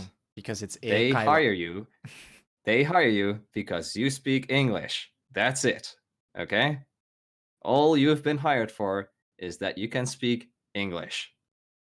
If you speak Japanese, then they're like, but then we could have just hired a Japanese person. Or like, well, they will appreciate it maybe, but they're like, that's not why we hired you. They're like, it's cool that you speak Yeah, Japanese, exactly. but whatever. That's not really what we care about. They hire you with the mindset of please speak English. Finally. And if you're like, but I can explain a lot easier in Japanese, then they're like, but that's not why we hired you. It is kind of infuriating to in a degree, Yes, like it in a that way. gets really frustrating. So, Mm. yeah. Sometimes I do use Japanese in my classes. Like the nice part of me, me working for a small eikaiwa place is that I do have a little bit of freedom in Hmm. using a little bit more Japanese. But whenever we have new students coming in, I have to like get that out of my head and just do everything in What English. is so what does a standard lesson or whatever kind of thing look like where you do it? Because it's hard for me to really What put I my do finger is on that. actually not standard. Okay. So Yeah, just talk about what you we do. tend what we do is we cover all four skills. So when we talk about four skills, it's listening, reading, speaking, writing, Hmm. right? So generally, lesson plans are quite fixed in eikaiwa places. You usually have a homework check. You use probably some kind of a textbook with a workbook. So the first thing you do is check their, and then you do uh, check their attendance, Mm-hmm. give them a sticker, makes them happy. Yeah. Yes. What's the Uh, age? What kind of okay, so the ages? ages again, ages can range from eikaiwa place to place. Mm-hmm. I teach children from 3 years old to 18 years old. Okay. I don't teach adult classes at all. Do ages I mix for I one have class? no. So generally, you will have 3-year-olds with 3-year-olds, or 4, 5, 5, Okay. 6, maybe 7, Mm-hmm. 8. Generally, the same. How do you say, school year are All right. fixed together. Mm-hmm. So yeah, and depending on which level you get, the kind of way you teach is different. Sure, of So, course. but I generally teach kids. The most students that come in are kids All from right. 6 to 9, I think. Okay. 6 to 9. And so yeah, so you have the homework check, attendance. Sometimes with the younger kids, you would do a hello song. So Cute. yay. Can you do Yeah, that you, for you, us? can, you can Sorry. probably imagine it or look it up on YouTube. Or you could Look do it it up on right here, YouTube. right now. Just It's do it. Why called don't you just? called it's called Hello. Oh, wow, you want me to do it? Do it, I Chrouya. don't have the music. I don't have the music, but it's called the Hello song. You can look it up. It's Okay, by the the hello Maple song. Leaf Learning. If you want to do it, it's Okay, like we'll do that later. but yeah, but yeah. That will be the new Basically, intro for you Game do Grammar. like basic gestures, right? So the hello song already includes a little bit of gestures like jump, clap your hands, stomp your feet, spin, uh, blink your eyes, nod Okay. your head. Uh, yeah, Hmm. I mean, That's nice. Well, you gotta, and you do that every single week, right? Mm, And then you do catch and say. And catch and say means you grab a ball and you throw it around all the students and you ask them a question. oh, put them on the spot. The first question. And you have to do it like this because else they don't understand. What's your name? And then they have to repeat, right? They're like, "What's your name?" And you're like, "No, no, no, your name. You okay." Yeah. So it's always funny when, okay, what's your name is usually okay because that's the first question. They Mhm. always remember the order. They don't Oh, remember the questions. wow. So That's when I change the order, they always answer wrong. It's always it's yeah. That's cute. So it's what's your name is usually the first thing. Then you can say, hey, person name, well, how are you and stuff. But for what's your name, I'm, or at higher level, my name is. That's a lot of Uh, words.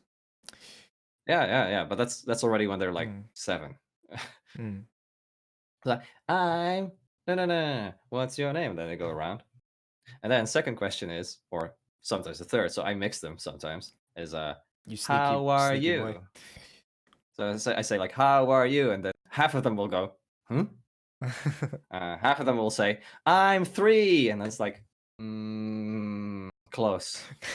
Close. You're like, no. See, how No, is an it's adverb, so you have to.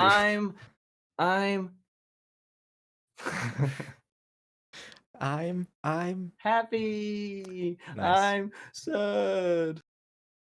Nice. I'm angry. Uh, Yeah. but I'm gonna ask the big question, and you can go in as far as you want with this. Do you enjoy it? I know this is kind of like a harsh question to ask, That's so really a hard I question. know, Yeah. but I want to ask it right now because I It want to have depends you on the here. student. Yeah, I really want to say it's really student dependent. Um, I think it's not I always think easy. So like, the hardest person to teach is especially someone that the doesn't want to learn. yeah. I'm willing to say after 1 year, at first I liked it, like, getting to know all the way, but then you just notice that there's like how much you're contributing just seems to be pretty nothing. Yeah, I think that's So the harsh part. at that point it's starting to be like, am I enjoying this? It's I really hard to say. I think it's about like managing expectations, I guess. Or it depends on your character too. Like I feel like some classes I'm like I love teaching, mhm. but some classes I just feel like dying. Yeah. And it's like, but the negatives sometimes like overthrow the positives, which is also kind of a reason why I'm not teaching anymore next year. But Mhm. but that's maybe the topic that's coming up next. Yeah, yeah, maybe next. Um, because for me, I don't teach the groups usually. Again, most of my teaching is either like, interestingly enough, online I mostly teach Japanese, and then Yeah, in real life I mostly teach math. I tutor math. With math, what I've realized is that it's really hard when you're trying your best and you're trying to get someone motivated, but math is tricky because math in multiple ways gets a bad rep. So like, first of all, people already don't like it. So no matter what age they are, when they're taking a math tutor, it's probably not because they love math so much, right? It's probably because they're failing their yeah, classes. It's really hard to then motivate them, which is why I like to. My favorite people to teach are higher level, um, yeah, people, high school and above. So, or like college prep stuff, whatever. I think that's quite interesting because a lot of these people will be like. So a lot of people that are maybe preparing for college, they're more like, I want to prepare properly. I'm actually interested and whatnot. Um, what's really harsh is when you have a student or sometimes two that clearly don't really want you to be there, and it's like, well, yeah, my parents are forcing me to do this.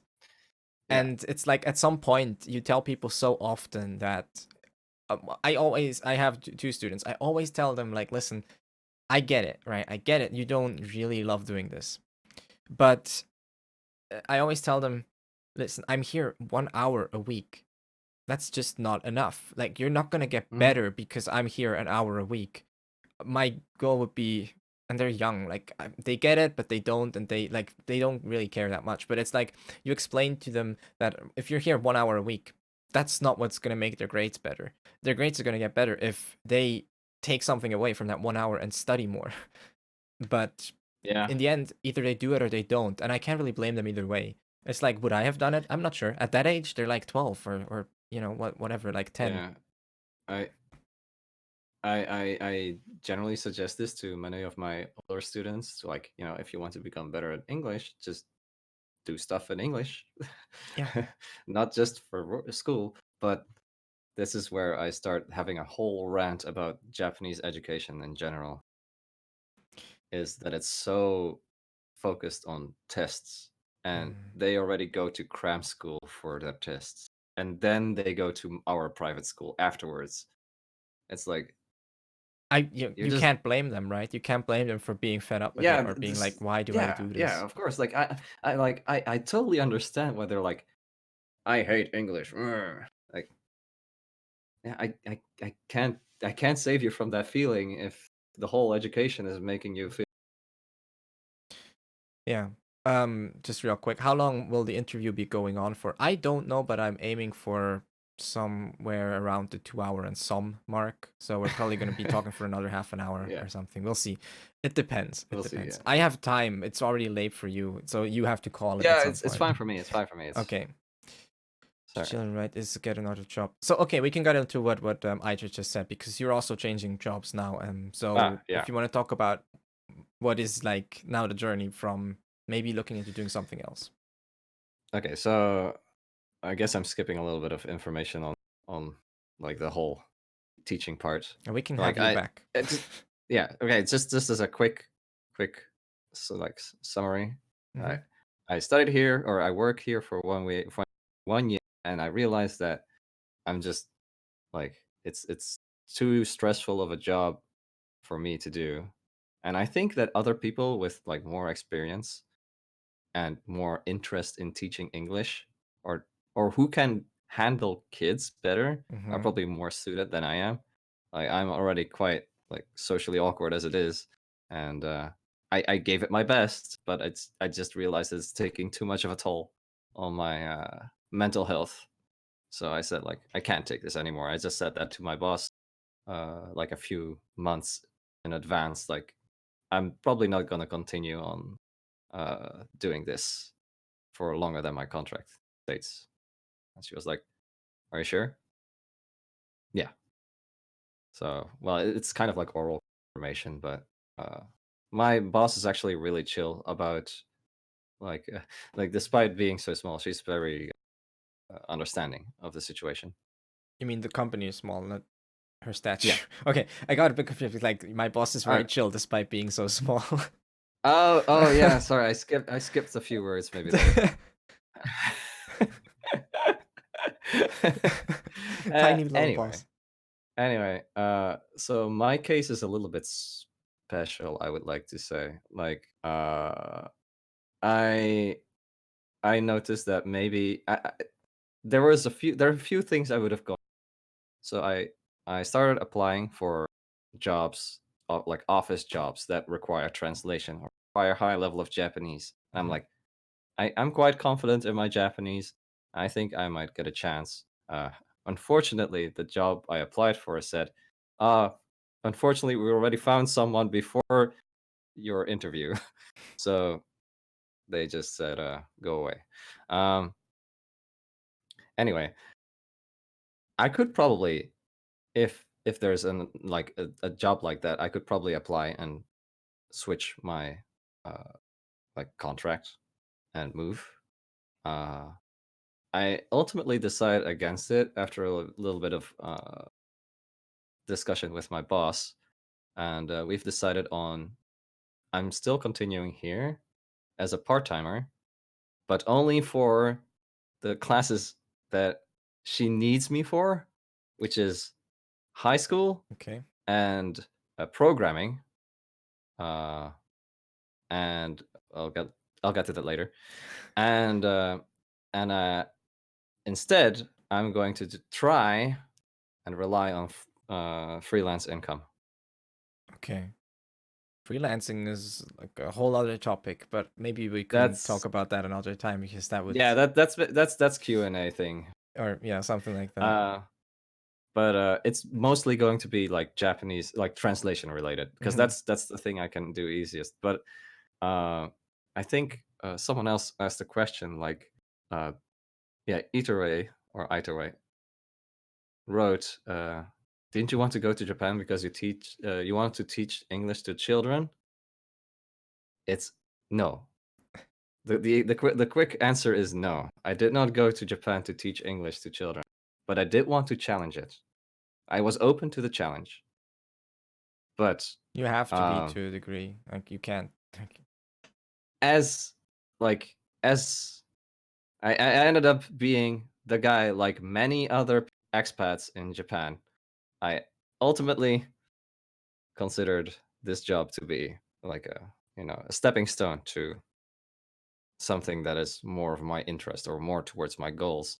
mm, And that's you can't blame it because growing in eikaiwa or ALT is just very very hard and usually not realistic. The pay is generally low and you're generally stuck in that like system unless you, like my friend, get certified to become an actual teacher in mm. Japan. So now you're basically hunting, right? So you're looking for stuff to get. So I Um. already actually have Oh. the freelance stuff. I already have a few companies that uh, I already applied to, and they were like, "Yeah, please come back in January Okay. because you said you were going to work until January." So, because Okay. freelance is often very much, I said, task based, right? They get like uh, some request by a company, and they're like, "We need freelancers for this." Okay. Uh, but they were like, "We like you, but please come back in January." And that was a gaming support job. So it's all that tiny steps on getting to where you want. Because I ultimately want to do some gaming industry, uh, which is maybe a little bit, yeah, it's sometimes people say it's like it's not really a realistic kind of end or like a goal to strive for because the game industry can be kind of finicky every now and then in I, terms of I really don't know. reliable.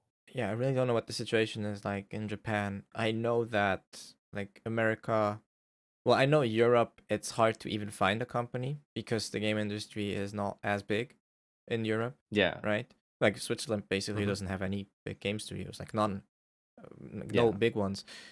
I know in America, it's a, it's you find you there's lots of jobs, Hmm. but from what I know, they're generally pretty harsh. Conditions are not as good as you'd Yeah. think, So and I, underpaid. yeah.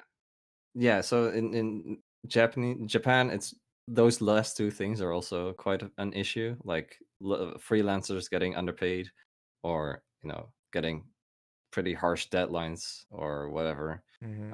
That's I guess just freelance life in general. But I don't know if it's something you like to do. I think something you can like get over.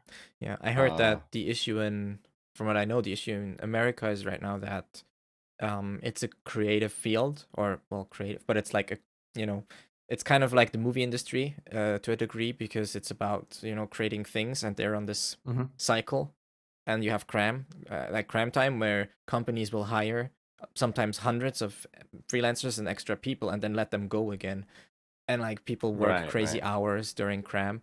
So from what I know is that right now the gaming industry basically has the same issues that the movie industry has, but Hmm. they have like no or much weaker unions, and it's pretty like that's really the issue right now. They don't really the workers aren't as well guarded from the bad practices basically. Right, right. Yeah, so for Japan, I'm not really sure about what kind of unions are out there. Uh, for now, it's just like watch out, So be sure that Japan, you don't get cut up. yeah, Japan work-life balance is notoriously bad. But what was your experience? Like ALT is, so you haven't brought Oh, it up okay. so far, but Well, I'm not okay. sure. ALT and Eikaiwa are two different. Or yeah, so Just Eikaiwa. Let's say what your job, what you were doing Eikaiwa. So okay. So my Eikaiwa experience is actually like in terms of work, I get just to give you raw numbers, I get 160,000 yen every month. 160. Uh, thousand, yeah, Okay. 160K. And then rent gets deducted from this place. Like this is a share house that I live in with together with the other Get my teacher, calculator out. and that is that is 35K every month. So Mm, and then I still have to pay. Well, I don't pay pension this year, but I have to start paying next year. yeah. But that would be another 10K, I think I and saw you then make this exact calculation on your stream once as well. So yeah. Uh, yeah, and then there's like 1.5K for internet and K phone contract. And generally speaking, if I save everything, I can save up to like Rokuman every month, which is 60,000 Mm, ish, not bad. which is okay. Hmm. Yeah, I bought my new computer stuff with it. I bought a Switch with it. I'm quite content with that. Yeah. However, there's a I feel like there's a catch. Like, um, I teach. Because so in Japan, there's like a difference between full time and part time. Hmm. Technically, I work on a contract part time, and uh, I've from what I remember in Japan, part time cannot get higher than 29.5 hours or something like that. Okay. Um, so my week hours are generally like 5 to 6 hours a day, sometimes less depending on how many classes I have. Hmm. Generally, they are from PM to 10 PM. What is that? 5 or 6? Okay, 5 to 10, around 5 to 10. Yeah. Okay. Hmm? Because you cut out on the five, so I couldn't hear the Oh five. no, I said four. Four, 4 four. PM is Okay, 4 PM when I start, and then yeah, 9 or 10 PM when I finish, okay, and then I still have to go home. yeah. Um, uh, yeah, because like what I know is mostly when you work full time, a lot of yeah. office jobs can be harsh. Is Eve seriously thinking about going to Japan after graduating from university? That sounds so. It sounds so dismissive. Well, actually, not really. No. um, I may be the exception to that because I've learned Japanese to like a fairly good level, but I don't actually plan on going to Japan after I finish my uni. I'm thinking about going for like an exchange year or something if I can. Maybe do my masters in Japan. I really don't know Yeah, if I get to that point. could Personally, I be. don't really have the Again, intention of going to live there, actually. could be quite stressful for how much you can get for your scholarship, but who knows? Yeah, we'll see how that goes. Right now, like joining the chat program is pretty low on my list of things to do. Or so, Yeah, just to I I, give like an example of what most people would go with. I, Um, I totally forgot to talk about the JET program, but it's fine. I kind of want to bring it around to just go back to purely Japanese learning. And then sort all of right, go towards, the end. Sounds finishing up. Yeah, sounds kind of dramatic. I because we mentioned this like motivation. Let's talk about motivation. And let's talk about like the experience of studying Japanese. I'll start with what I've experienced myself. So Yeah. a lot of so motivation I feel like is a huge topic online when you talk in communities and like what's your motivation and how do you get Hmm. motivated to study. For me, I get that because I have these issues. I just don't have them with Japanese. And that's the weird thing. So like maybe this is similar in your experience. I have issues getting motivated to do stuff, but generally Yeah. Japanese, I never really had that issue. I have that issue with university, with homework stuff, with other things, with the math and or playing Yeah. Yeah. Yeah. playing piano, right? I have big issues getting motivated to do that, or like trying to like get my way through that. Hey Colt. But and then with Japanese, I never really struggled that much because I sort of stumbled into learning it. I never really actively made the choice to learn it. I feel like I'm a bit of an exception with that, but so there was never really a time where I was like, I want to learn Japanese, and then I started doing it. Mm. It was like the other way around. I started doing it and then decided that I want to keep going. Because what I did is like I was reading manga and I was watching anime that was, I don't know, 8 years ago or something. And I found this app in the App Store called Obenkyo. I don't think does it still exist? I'm not sure. I think it still It exists. still exists. Pretty sure. And the fun thing is that it contained all of Taikim's guide. So as like a 14 or 15-year-old, I was spending Hmm. my free time reading about Japanese grammar, like as like my, you know, pastime lecture thing. So I was sitting there on my phone and just reading about Japanese grammar, and I was like, this is kind of cool.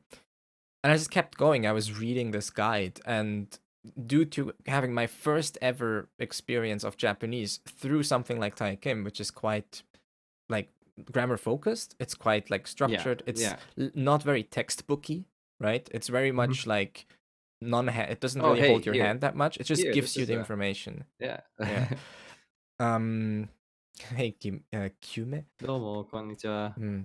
And so I got started with that, and I quickly kind of realized that this isn't all that hard. Like to this day, I don't think Japanese grammar is particularly hard compared to Hmm. other things, or at least Japanese grammar tends to be like, hey, here's this word, and now you know a whole grammar point, or hey, here's this conjugation, and now you kind of know what it is. And so then I Mm. can ended up, and I stumbled into I learned about Anki, so I started doing that pretty early on, and a few months after I started doing that, there was never like the conscious decision of being like this. I'm now learning Japanese, so I was like spending my free time Right. doing that stuff. And a few months after that, I bought my first manga in Japanese and basically was sitting there with my phone, a dictionary. I never used Google Translate. I think to my advantage, but yeah, I I never actually trusted it. did not start off using Translate. Yeah. I used the dictionary right from the start. And I was sitting there and I opened the page and I was basically sitting there with my dictionary and I would just go like word by word because I didn't know that many nouns. I know some grammar because of Hmm. Taikim. So I was like, okay, I guess this must be the subject, so this must be the object. So like this guy is doing that, but I don't know what he's doing. So I went to look up the words and I pieced it together. And that's how I got started. So, and this always kind of kept going from that point. This was my drive. My drive was It was always Right. like the next page, the next book, the next whatever, without really Mhm. a goal in mind. And it was very whimsical. And I think I might as well have stopped at any point because I just had fun doing it. But it wasn't like Yeah. I felt like I was working towards some goal or whatever. So it's really weird because usually when I have stuff like that, I drop it after a while. Like I stopped doing it after a while. But Japanese was never quite like that. So I see a lot of people talking about motivation and whatnot, but for me, what kept me going was just the fun that I was having, and like whether I felt Mm. motivated or not, it was like, Yeah, well, yeah, I mean, if you're obviously enjoying it, that on itself is the motivation mm-hmm, to keep going. yeah, Uh, I'm I want to say like I'm more of this the typical I watched manga or I watched anime. My brother actually got me into watching anime. He was the person who started watching anime in yeah. Japanese with English subtitles, and I would just watch together. And then, like a few months later, my brother would be busy with his homework, so I was like, "Oh, but I want to watch anime." So he gave me Yes. like a USB stick with anime, and I was like, "Oh, I'll just watch." Mm. Uh, so what ended up happening was total weep mode. Uh, I know that uh, Daniel wrote eroge like a meme right there, but That was early on. I'll be 100% honest. Visual novels was the way that got me into spending endless hours on trying to figure out how Japanese works because you can imagine someone who doesn't know how to write kana to suddenly read some visual novel in Japanese, Which are often very tricky. which are often very tricky. But okay, so it helps that one, I've been watching anime for many, like, well, not really many years, but I watched basically, those times, dark times, The Dark right? Ages. You would go home and just go on Vio or YouTube, I guess, and watch episode after episode after episode. And I guess I mined a lot of vocab through that, honestly. Like, it's not a joke. Like, my main input was anime. Yeah, but And it's like once you get started learning a bit beyond that, it's when it really okay, becomes a benefit, I think. yeah. So what this is the weird, or this is the I almost want to say I'm like the typical chunibyo, but not in Japan, but in my own country. Wow. Because I started to make fantasy stories. I not by like written, but mostly orally. Like I would speak to myself. Like I would think about, typical fantasy stories. Mm-hmm. And I would try to apply, the fancy weeb sentences that I have mined through That's interesting. anime story. But I didn't know how to. So I looked up, and the first thing that was available on the internet was Tai Kim. Mm-hmm. So I went through the whole Tai Kim. I decided to learn how to write. I literally have like I when I before I left to Japan, I grabbed some of my notes and I looked and I wrote my tsus reversed. Like they were like normally you write them this way, but or maybe my camera might be mirrored in the stream, but I wrote them reversed and mirrored. And I'm like, oh my god, I'm such a noob mistake. But that's how you would have like pages of me writing kana, and then like watashi wa baka desu, probably. That's I Mm-hmm. like writing stupid sentences like that. But yeah, I this is maybe I don't know my unique way of learning Japanese was I didn't have anyone to talk, so why not just use myself? Okay. But reminder, this only works if you're very critical about your own output, Yes. right? I was about to get Because into, yeah. yeah, because if you don't mind your own output, then you don't know if you're wrong or not. But I'm always like, does this sound correct? And then I would, check on internet if that works. Mm. But well, at the time I wasn't really good at googling stuff, so half of the time I was I still saying things wrong. Yes, it's a skill that you acquire when self-studying is how do I get exactly the answer I'm looking for out of Google? I feel like I got pretty good at Googling like Japanese things, like it's if I it's it's wanted a to know some it's a specific valuable grammar. skill. Yeah. Yeah, I like think imi or gogen, Gogen. yurai. Listen, everyone in chat right now, the biggest pro gamer move that you can do is if you don't want Chinese websites to show up, just add Toa after all your queries. Yeah, Perfect. toa. Toa. I was Google like that. Um, I think maybe we both, but I personally from personal experience, I know for a fact I think I benefited a lot of the fact that I was shy kind of and I had no one around me that was studying Japanese. I spent many years like basically doing it on my own, not joining any Yeah. communities, not joining any like forums, not talking to like not joining any classes. And like like a lot of people right now are like, oh, that's really lonely, but I had a good time. Okay, like I'm not complaining right now. I think actually it benefited me. I'm a Yeah, very right like I'm very self sufficient with the way I learn. I can kind of I'm fine. Like I just need the yeah. internet and I can or I need a book and I know how I can improve my Japanese. I feel like a lot of people these days I don't want to say they make the mistake, but they feel like we see a lot of people joining our Discord server and being like, "Can someone teach me Japanese?" And it's like that's not how it works. Um, I feel like if you have the start and you are on your own, it helps you understand what language learning is really about, which is a lot of it is absorbing a lot of information, and a lot of it you're going to do on your own, and a lot of it you can do it in conversation.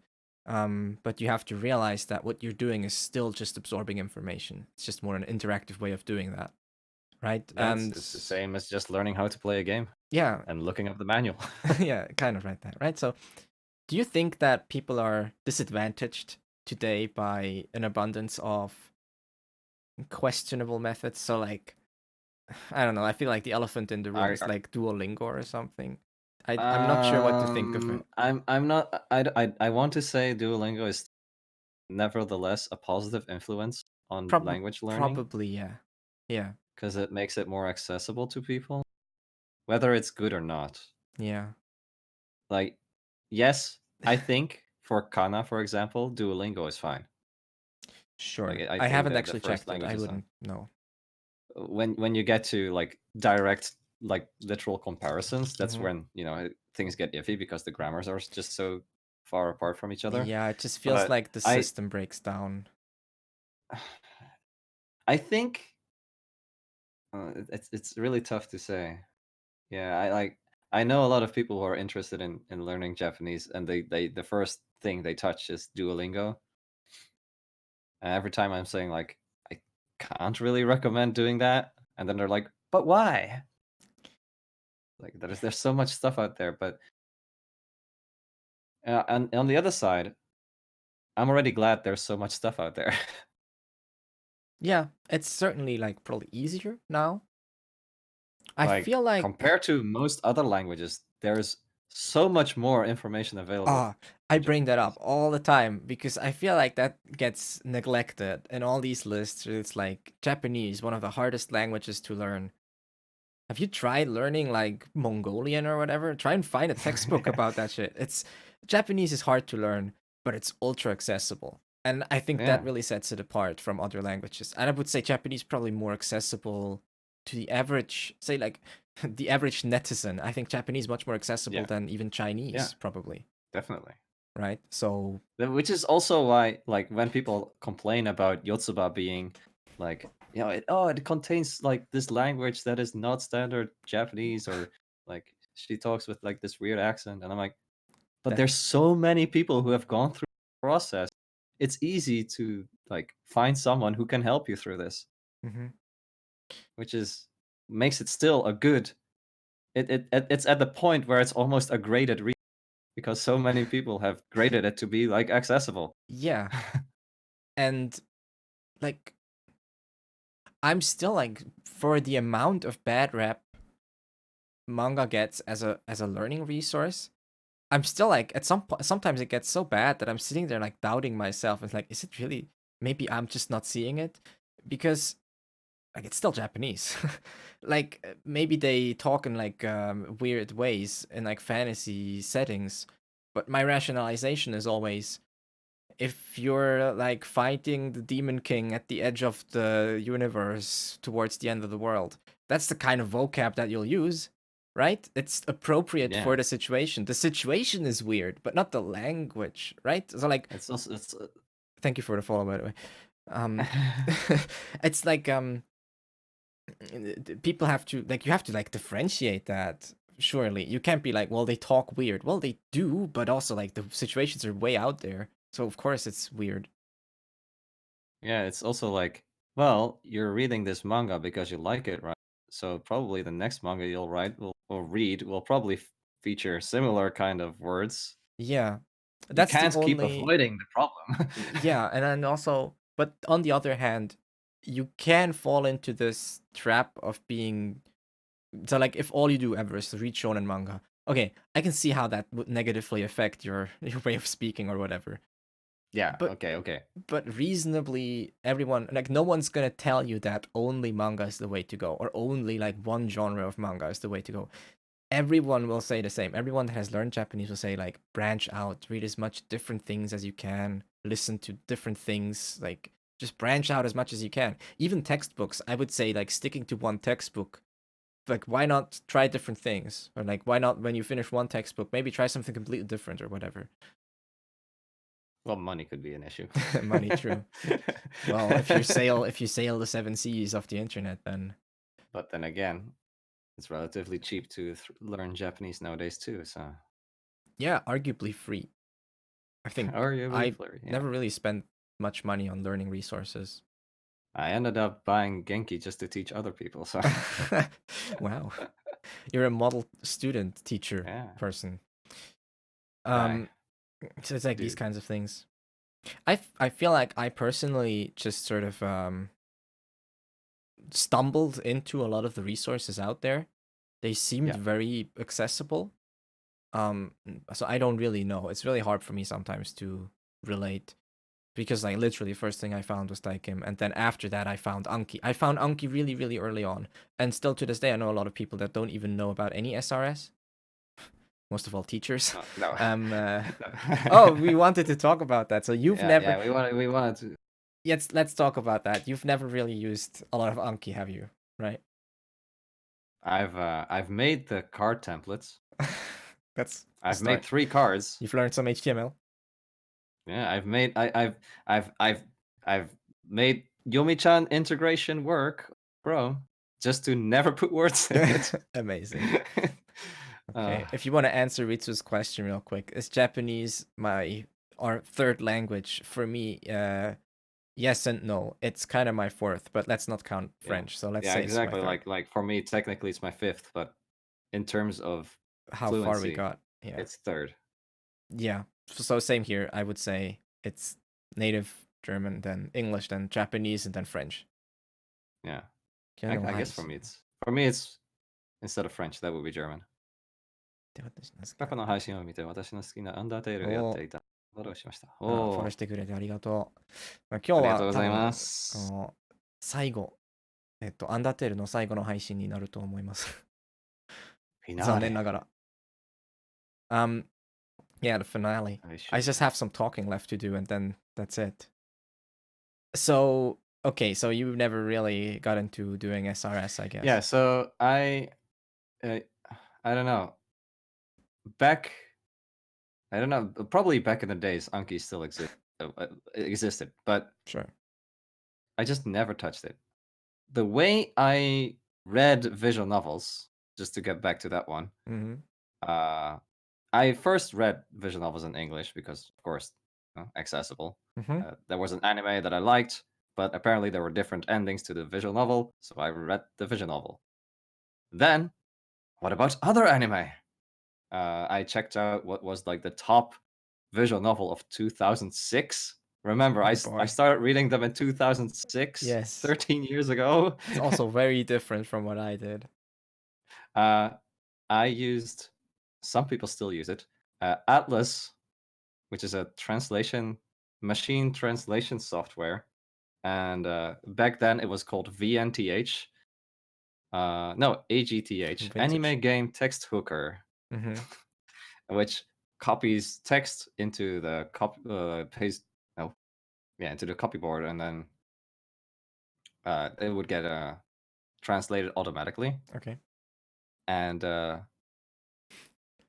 what people would say back in the day was, if you did not understand anything of the language, now you can understand up to 5%. Woo! That's pretty good.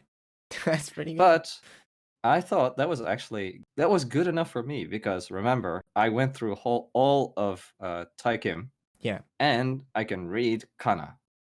I feel like So if you finish Tai Kim, you can really jump into native media quite a bit with the help of a like dictionary. I was like, I don't know if I remember like everything, Mm-hmm. but I know I was able to get up to like causative, passive, like that. Up until that level, I was able to use and control. Yeah. And so So much of it is like, that was already quite enough, because at that point, all the words that I didn't know would get translated through that machine translation. mm-hmm, Usually okay, or sometimes maybe through context I would hear it, because visual novels have audio. some of them, Well, everything is yeah, well, a lot of I them. chose the ones that Yeah. are mostly voiced, and that helps so much, because then you have audio cues, you have visual cues for the kanji, and it's really easy to learn new words that way.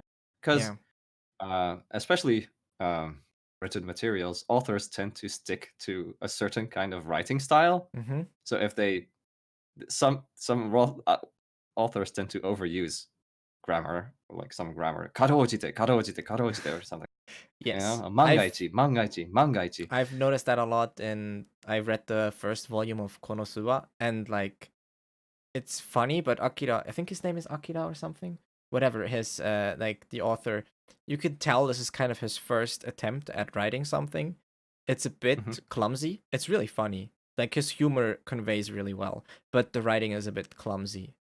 But it's also easy to read, which is I think is why it's a good recommendation for maybe like someone jumping into a non-furigana, non like picture kind of reading thing. But yeah, you can tell sometimes that someone is like overusing stuff or like overly short sentences, simple stuff, Yeah, repeating yeah. things.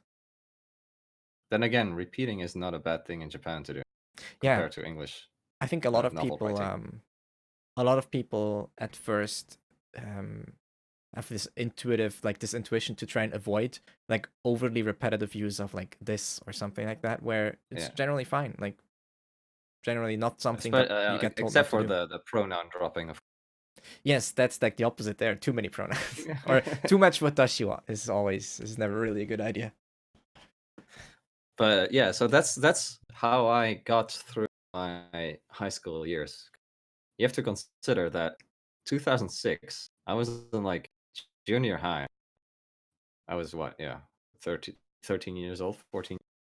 So the first 4 of those years, I was just going through visual novels, or trying to get through visual novels. Like I was playing through Little Busters, because that was just new released, and I wanted to read that because I was a really big fan of like key Hmm. works.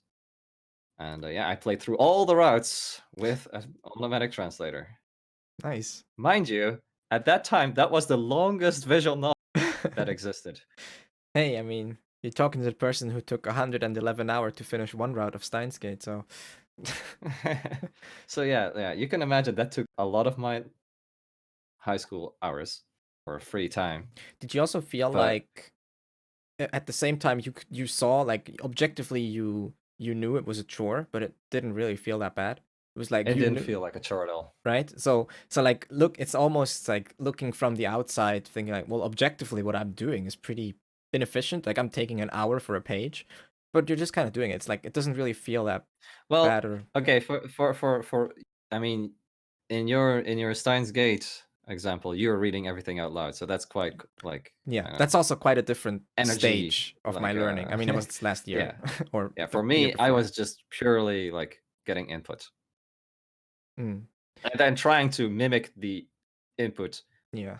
by speaking to myself. You can actually see those results of speaking to myself on my YouTube if you can find my YouTube page, Oh. because I have put my 2010, my first exchange. Remember those 6 weeks? I've recorded a few videos that are actually on YouTube, and some videos you can hear me speak the worst Japanese you've probably ever heard. But remember, I I've mean, never touched a learning source other than manga, anime, and Taikim. hmm, it's pretty And good. yeah, so I never touched a textbook, Yes. and the only output I did was to myself, right? With that in mind, you can try and Google Chrouya YouTube, and you'll find really old videos. Subscribe, everyone. Yeah, Um, you can hear my accent being trash, so many wrong P's. conjugations. I wrote my high school final project on Japanese grammar, and I look at the documents and they're full of grammatical errors, but whatever. But you still have these records. I have almost nothing. I used to write very little. All I have are some papers full of kanji.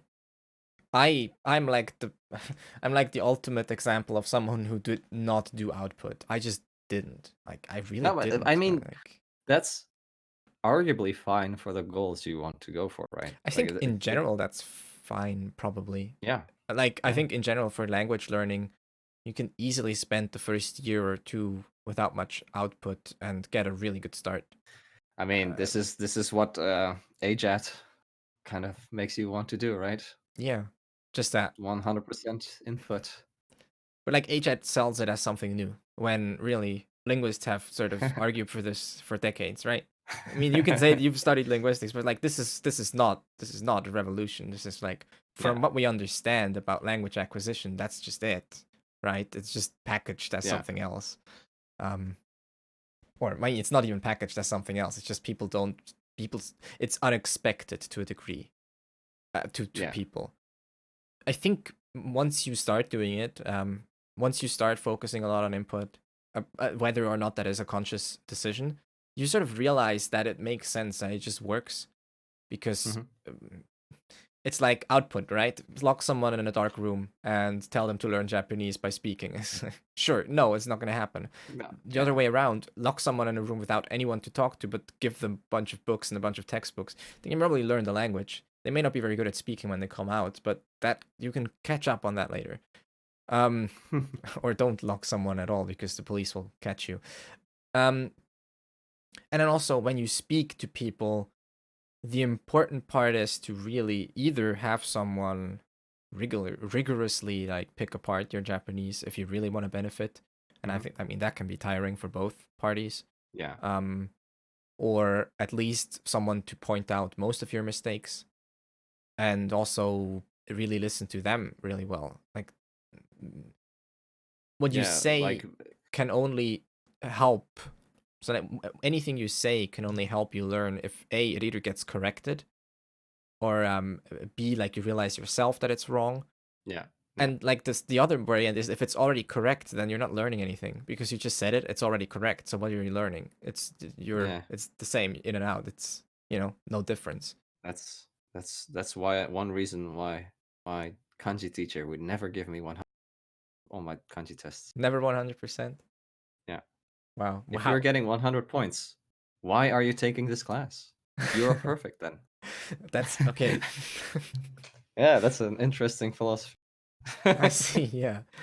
That's but okay. So like in a degree, to a degree, I think the phrase I plus one gets thrown around a lot. I think it also has to do with AJAT. I'm not sure. All it makes me think of is mathematical induction, but that's that aside. Um, this what I tell people is always try and be a few centimeters out of your comfort zone, not too far, Mhm. and not Yeah, like if you're reading something and literally you don't have to look up anything, it's probably not benefiting you in a learning kind of way, which is fine, but don't expect it to, right? If you're reading yeah, something and you're just sitting there like a very easy manga, if you're at a certain point, maybe you have I don't know, maybe you've taken N3, you've passed N3 or whatever. You've been learning for a year or two, or 2 years or 3 years maybe, and Mhm. you're reading Yotsuba, and it's really easy. Like, you're just going through it. You're not really having to look up stuff. That's fine if you enjoy the manga. Don't expect it to largely improve your Japanese that much. Maybe some vocab, but that's about it. If you read something where it's maybe exhausting a little, you have to look up, your 5 to 10 words per page, depending on how many words there are. You're probably learning a lot. And don't be afraid to go there. Like, don't be discouraged because you have to look up things. If you don't know I think that's something, then that's a good thing when you are learning. yeah, but I think that's not just for like language in general though. Sure, of Like course, learning anything. learning to like, People are take a step too, into in deep. general, people are too afraid of like not knowing things in a way. Like, they get I mean, it's scary, discouraged. right? Yeah, it's I mean, it's I can understand it, right? Because you get the feeling like, oh no, I'm not good, so afraid of yeah, the other, right? sure. Yeah, that makes sense, but it's not a healthy mindset to Or have. and the other could be your own expectations, which Mhm. generally it's largely going to be your own expectations. Let's see what Chad has to say here. What's interesting is there are many Japanese who can't Chinese, but to pass writing foreigner, you might actually know more Chinese characters. Well, yes and no. It's really hard to make like a definitive And answer for that. it's It's, also really hard because there's no big writing test other than kanji kente. yeah, talking Japanese people, then they say correct Uh, word of Usually, some. people who take kanji kente are usually But this Japanese makes people at writing. At least if you mm. take, uh, I mean, you should be only taking the higher one. Yeah, well, I feel. Japanese like high school education is pretty writing focused. Like, it's pretty Well, hard. not anymore when it's in high school. Oh, really? I thought you still write a I mean, lot, like essays and I guess tests and you write essays. I guess, yeah, yeah. but not like I mean, like, you know. compared to maybe European I don't know. I don't know. I'm just saying, like, when people say that Japanese people are struggling with kanji as well, that phrase needs to be taken with a grain of salt. Like, to make it through the Japanese education system, you'll still be pretty good at Japanese, like, as an adult. And, like, you'll recognize a lot of kanji and probably be Yeah. able to write Also, a I think bunch. statistically wise, that like the Japanese people will still know way more Yeah, kanji of how to course. write them than Yeah. foreigners. I feel like most people know that. I feel like some people I talk to, and they're like, well, Japanese people are also struggling with kanji. Well, yes, but that's on a different level than you are struggling with kanji right now. So, like, Yeah. you shouldn't, like, just because two people are struggling I doesn't mean that. I I I I find it always kind of mean when you have like uh there was this question on the Asian boss, right? When they have like Japanese people write kanji, I have. but then they take words that are really uncommon or Iwayuri. not common to write, Mm-hmm. like wairo, which Yeah. is to bribe someone. Oh, Like okay. when would they use the word to bribe? True. I mean, I would also not know it. Well, Yeah, you like have to tell me. Like, I I've heard it before, but right now I have like an idea for what the kanji ought to be, but yeah. So the Y is the shell, right? yeah. Okay. With the U from aru, Hmm. but you pronounce it as Y. Yeah. Why don't?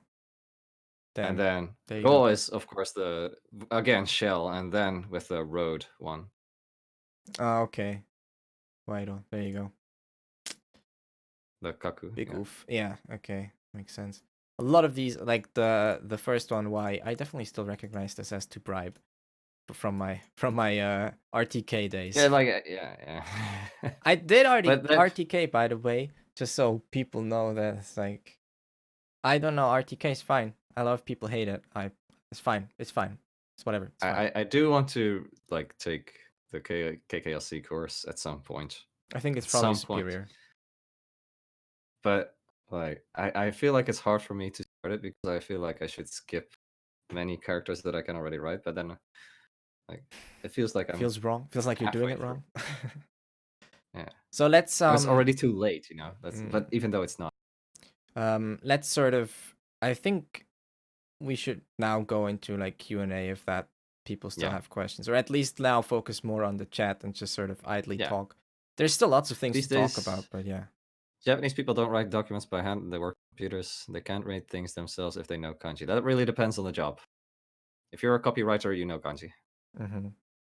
If you, I had to write when I went to Hello Work to because that's like a dispatch agency, for work, and I did not have uh, I did not have a rideksho prepared right away. So they said, "Could you write it by hand?"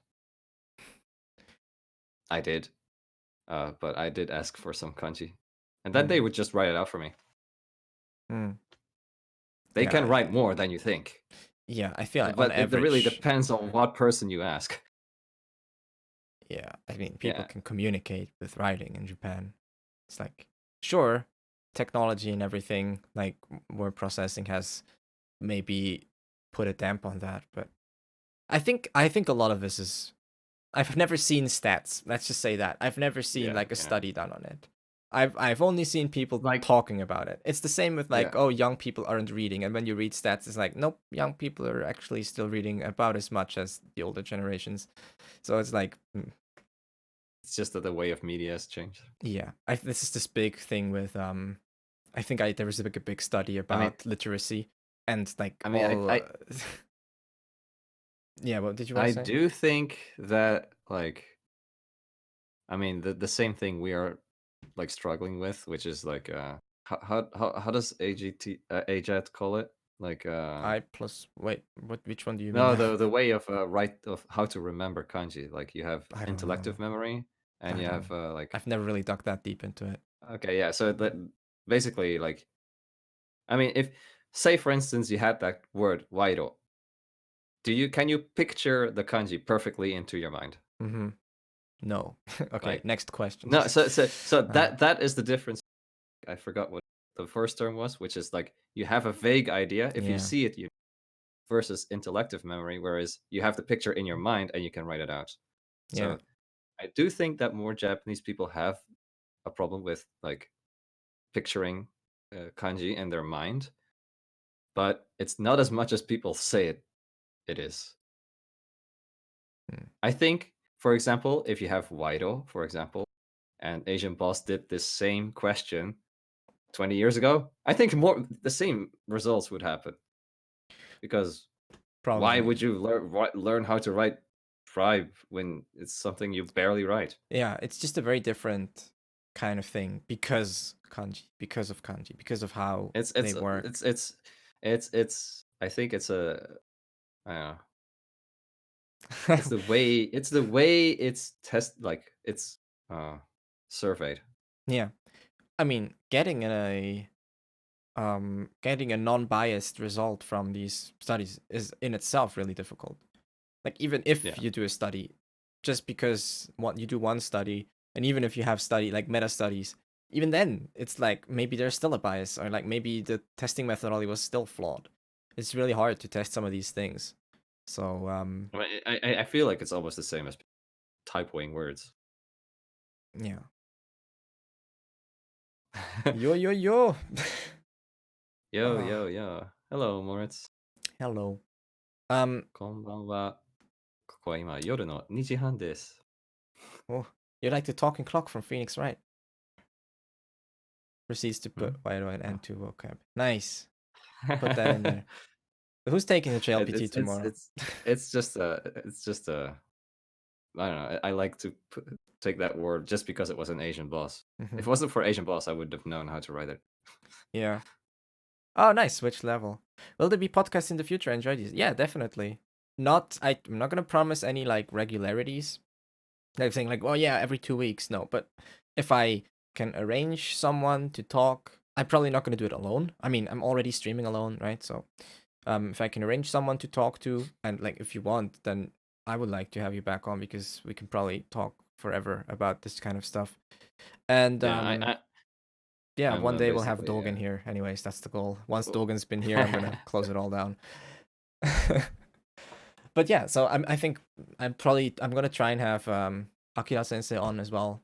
just because I think he's also had like an interesting journey with Maybe that. Akira Sensei, maybe Brett Word, Yeah, Brett, and then heck, other people as Nana-chan. well. Nana-chan, yeah, she's free.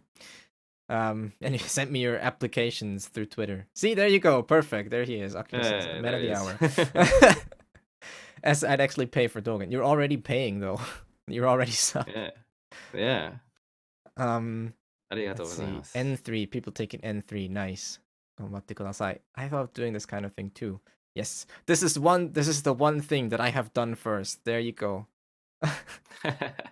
This is it, everyone. I have done it. That's like out of our league. That's like top when we get to Anime Man and Yeah. Dogen. Dogen. Well, I feel like Dogen I could They maybe get on recently here. Maybe. Dogen recently criticized their Japanese. Yeah, but it was more of a meme. Like, Yeah. it was pretty funny though. It's like, oh, you need to use more English. You need to more Japanese. Yes. I would like to talk to Chris Broad as well. I have no idea how Chris Broad's Japanese has progressed because I was following him for a while. That was really early when he just moved to Japan, when he was doing the videos on like how to learn kanji, and he was struggling a lot. Like he said so, but I don't really know how he's been doing. Like I don't know if his Japanese is good now. I don't know. Yeah. And There's many talented YouTubers. Dogen criticized Joey, the anime man. The anime man. His latest video. Yeah, it's on Twitter. Or is it on YouTube already? I don't know. I only saw it on Twitter. In before Dogen's in chat. No, probably not. Oh, the big questions. 彼女いますか? Wow, that's like question class. Do you have a girlfriend? Girlfriend? 日本語すごい上手ですね。No, I don't. クラヤさんは今日本語に住んでいますので。I'm a ぼっちです。ぼっち。You know, the way that in the anime. 一人ぼっち。ぼっち。Well, you have what's that? There's a word for having dinner alone, was it? I forgot. Like I don't know. I forgot. There's like a word for eating alone. I forgot what it was. 日本に滞在してるのですか? はい。僕は今神戸に住んで Me, at least. Chance at N2 would have to study kanji. A metric F-ton. Oh yeah. ぼっち飯? ぼっち飯. ぼっち飯? Something like that. Ah, this is the number one problem of Japanese. Like Here, also you have a kanji. Yeah, here, have this kanji. Kun? Have Adam. Kunyomi? Onyomi? Wait, I have a bot. I have a bot for Jujiku? this. Damn it. There you go. Oh, come on. It doesn't have it. Ah. It's too slang. Damn it. Too much slang. We're lost. We're done for. Makuru. Makuru is the best word. Don't stop at it. Stop I don't, at least. It's a bit expensive. I don't go to Starbucks. I also don't go to McDonald's, by the way. I don't really think it's I go McDonald's. Good words to learn. I'm yeah. sorry. So many good words. Sometimes I mean, it's you just fine. have It's to- just not that great, and it's also kuchisamishi. Yeah, kuchisabishi. It's I also like that one. here. It's still. That's almost like a. It's almost like what? Namatsuba. Namatsuba. Yeah. Raw spit. What is that? It's like when you're drooling for food. Oh, okay. I just eat at uni. Like most of the meals I eat out is like cafeterias right now. Like, I don't see the point of going to McDonald's where I pay almost more. Saliva. Saliva. Nekojita. Yes. Nekojita. それほど猫舌ではありません. I'm not sure. I always Listen, find I it have hard to some really think good about. cafeteria food at my uni. Like, speak for yourself. Mine is really good.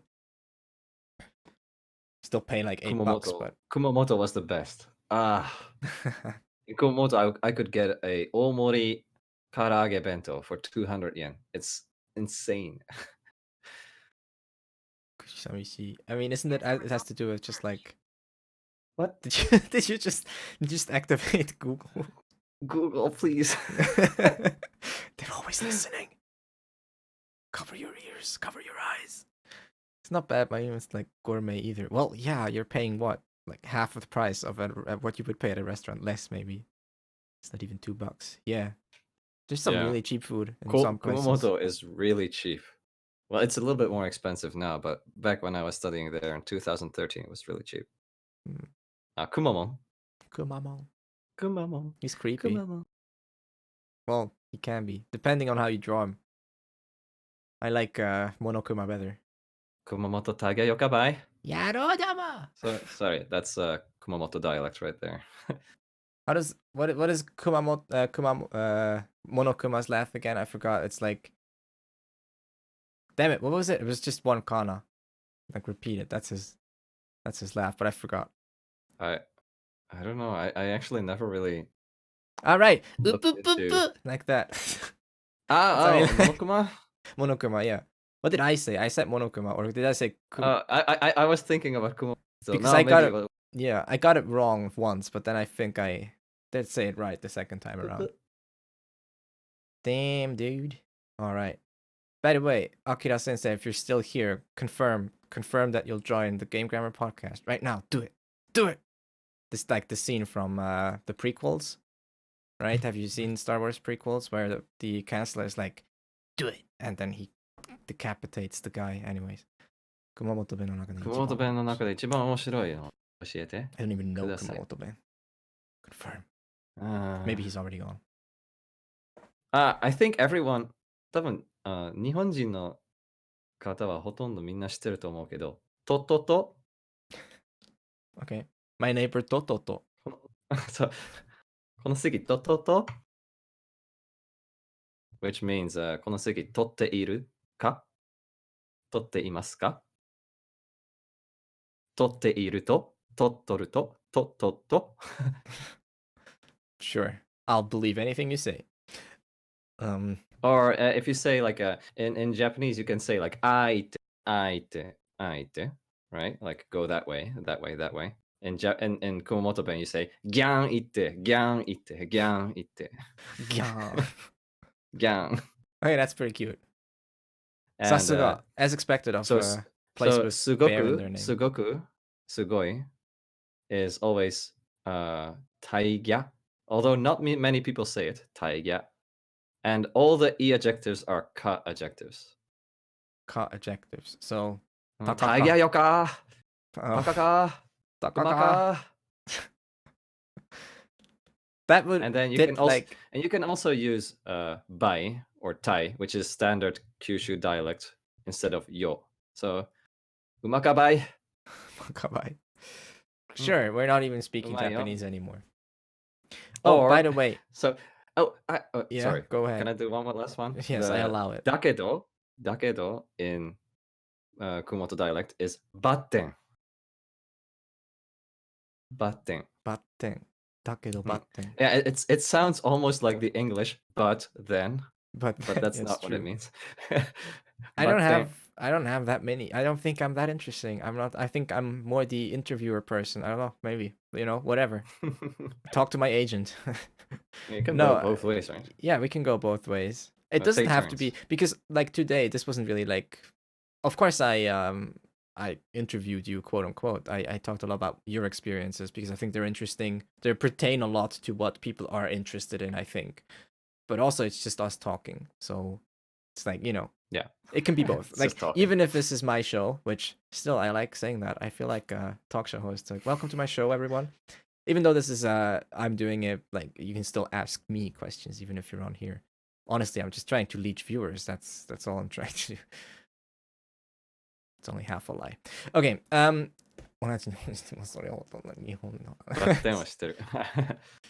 Yeah. そうなんや。 Interview each other. 互いに面接する. So wait, I wanted to talk about something. People always people talk a lot about like dialects and stuff. Just to get the disclaimer out, and I'm sure they'll agree with me.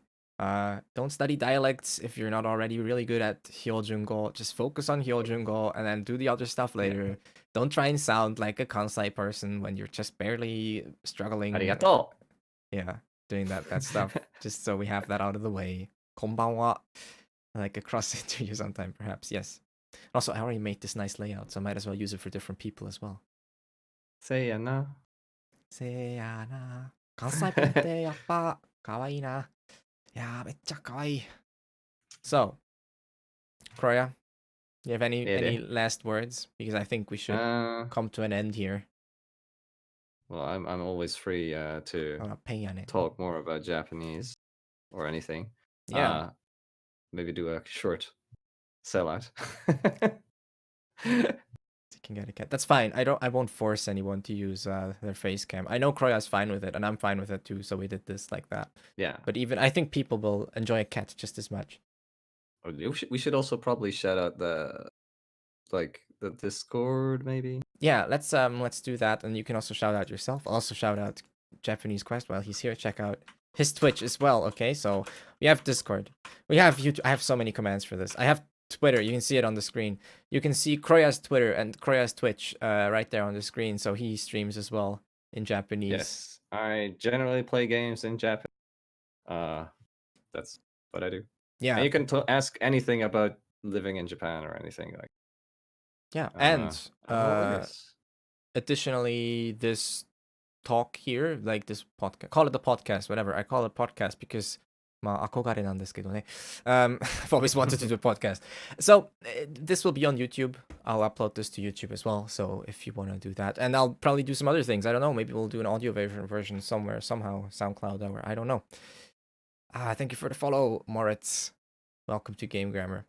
And so if everything goes to plan, I might actually still finish Undertale today because that will be about another hour or so. So after this, I'll finish Undertale. But I think lurk in chat. Yeah, you can lurk in chat, Chrouya. Thank you so much for today. I had a lot of fun. I hope you had fun talking to me. こちらこそありがとうございました。今日はありがとうございました。Thank you so much. はい、お疲れ様でした。皆さんも見てくれて本当にありがとうございます。these phrases come so smoothly now. Undertale is forever.